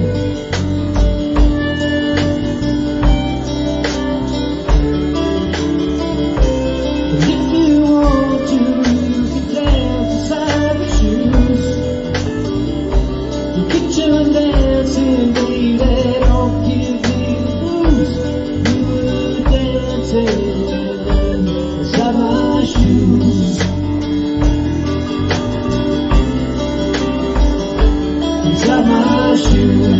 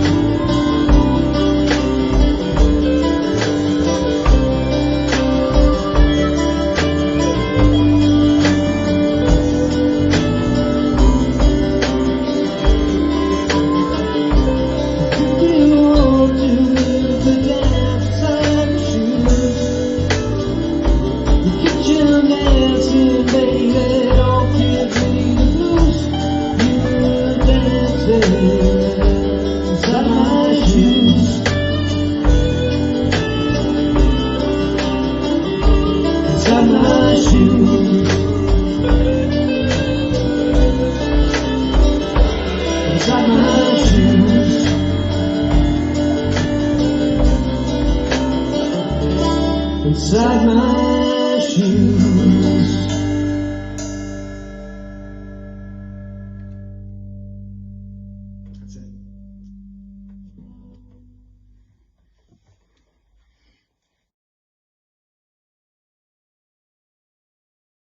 What was that at the end about ABC Streets Productions powered by squirrels? What was that? So that was an old band of mine, was BC Streets from 100 years ago. So I just said a BC Streets production because I like the ABC, which everybody Streets Production. You got it right. Yeah. And then powered by squirrels because we can't focus on anything too long. That sounds about right. And that's been replaced by wolves on the last couple. It sounds like. Yeah, right. That was great. That was Tommy's first one. Yeah, that was Tommy's first original. He actually played it acoustic on your show or Frank's. I can't remember which. Right. I says, well, let's do that one. So we put it together for him, and it came out really good. That's really cool. That's really cool. All right, check this out. I'm going to play. This is I think the official music video of One, which Eric. Oh yeah. On the show, I'm going to play that because that's just too good not to play. Check it out. Right.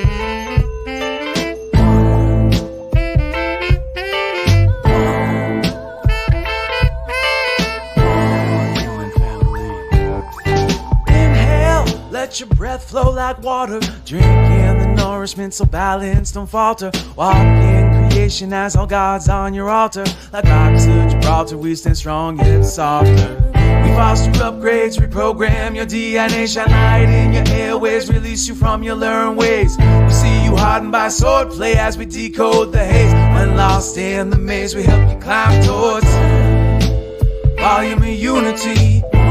Divine light shining individually, collectively transforming community. Peace in our human family. Listen, hear the wailing of the ancient. It's cellular memory emitting purity over hatred, embodying patience over billions of years. When living like a vagrant, spirits in arrears. Fear is what the governments are peddling. They're in your face, they're in your ears, that misguided meddling. Don't be settling, our love's continually spreading to all corners of the earth. Foundations are settling. Volume of unity. Divine light shining individually, collectively transforming community. Peace in our human family. Volume of unity. Divine light shining individually, collectively transforming community. Peace in our human family.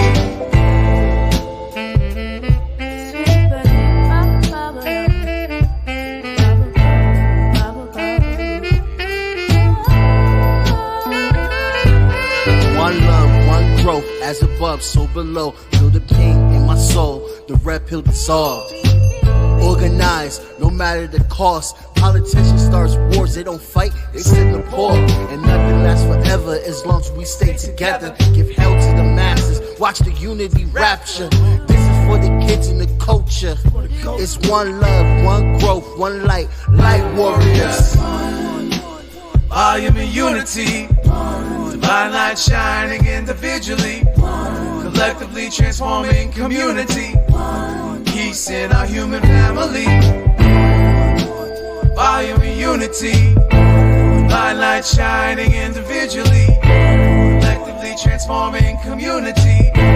Peace in our human family.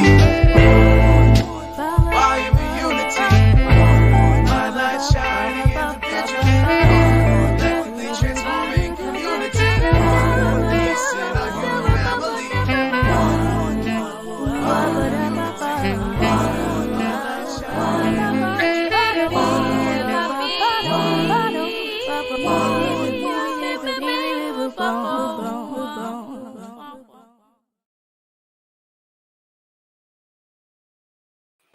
That was pretty hot. I cannot support Eric, you know? Good stuff. Yeah, it's really good stuff. I mean, you know, what he does is quality work, and I really enjoyed that. So what am I going to play now? I don't know. It was dicking around in the break. I sent you one, but I don't know if you've had a chance to load it up or anything. Oh, what? You sent me one in the last few minutes? Yeah, like 10 seconds ago. Oh, yeah, no, I haven't loaded that up yet. Okay. I haven't even seen the bed, but I will. We got a few minutes for the show. But what am I going to play? All right, there's low-hanging fruit. I don't want to play the low-hanging. Like I could play the Soul Daddy thing. I could play Brighton Beat. All right, yeah, I'm going to play something different. Oh, no, this one's good. All right, check that. This is Charles, I think. I think this is Charles. Looks like Charles. He's always good. I don't even know what it is. I'm going to play it right now.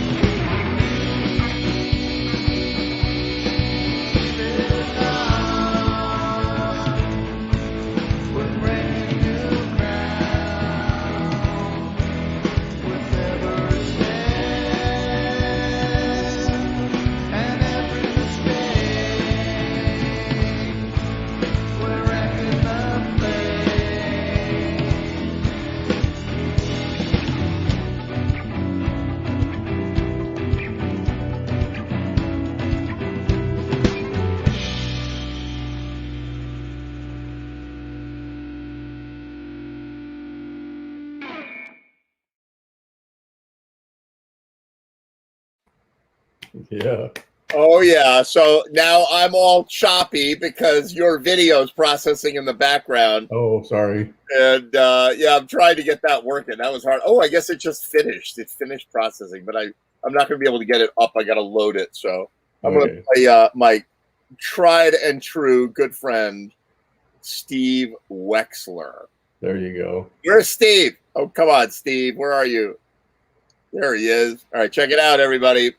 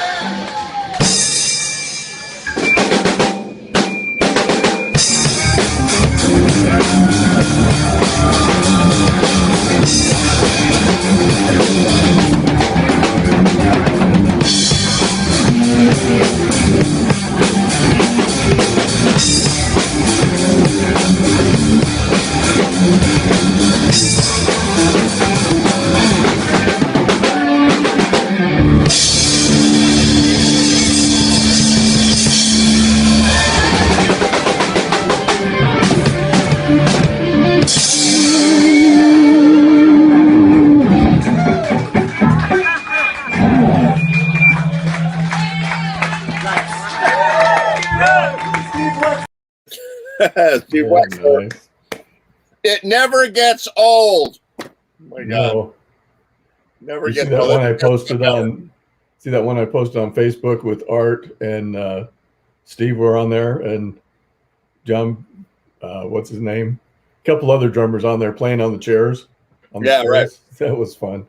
That was fun too. Did you just post that? I missed that. That's I cool. posted on Facebook. I'll send you a copy of I'll it. check that out. By the way, for anybody watching, including you, Dennis, if they're doing a online memorial for Art Powers tomorrow. He passed away, unfortunately, in an accident about a week ago. Yeah, that was too bad. And but there's a memorial service by Zoom or somehow, and if you want information about that, just inbox me and I will send that out. I think it's at 6:30 tomorrow night, and I plan on attending, and we'll see where that goes.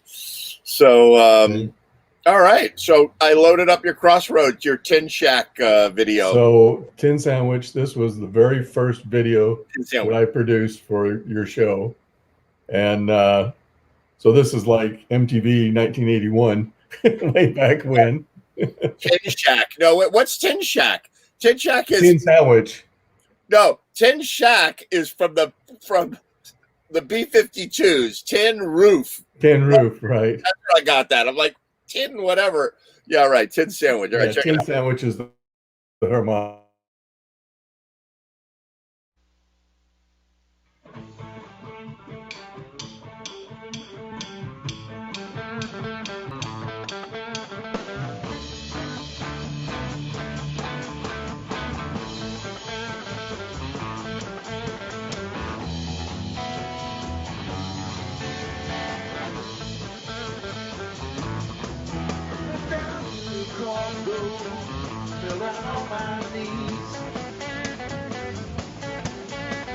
Down to the crossroads, where I got on my knees. Ask Lord for mercy, save me if you please. Down to the crossroads, try to drag it right. Down to the crossroads, try to drag it right. Nobody see you know me, everybody's past right now. Go down the road there, take my rider by my side. Go down the road there, take my rider by my side.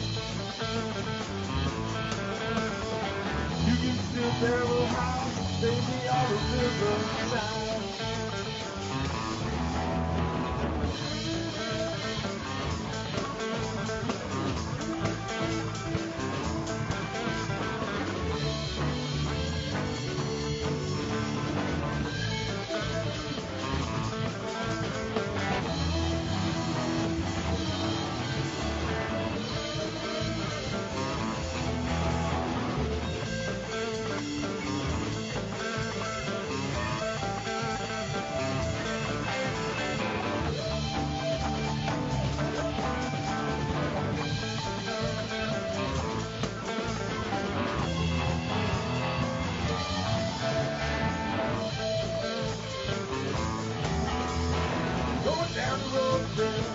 Take my ride by my side. Go down the road, girl. Take my ride by my side. You can still bury a house, baby, on the riverside.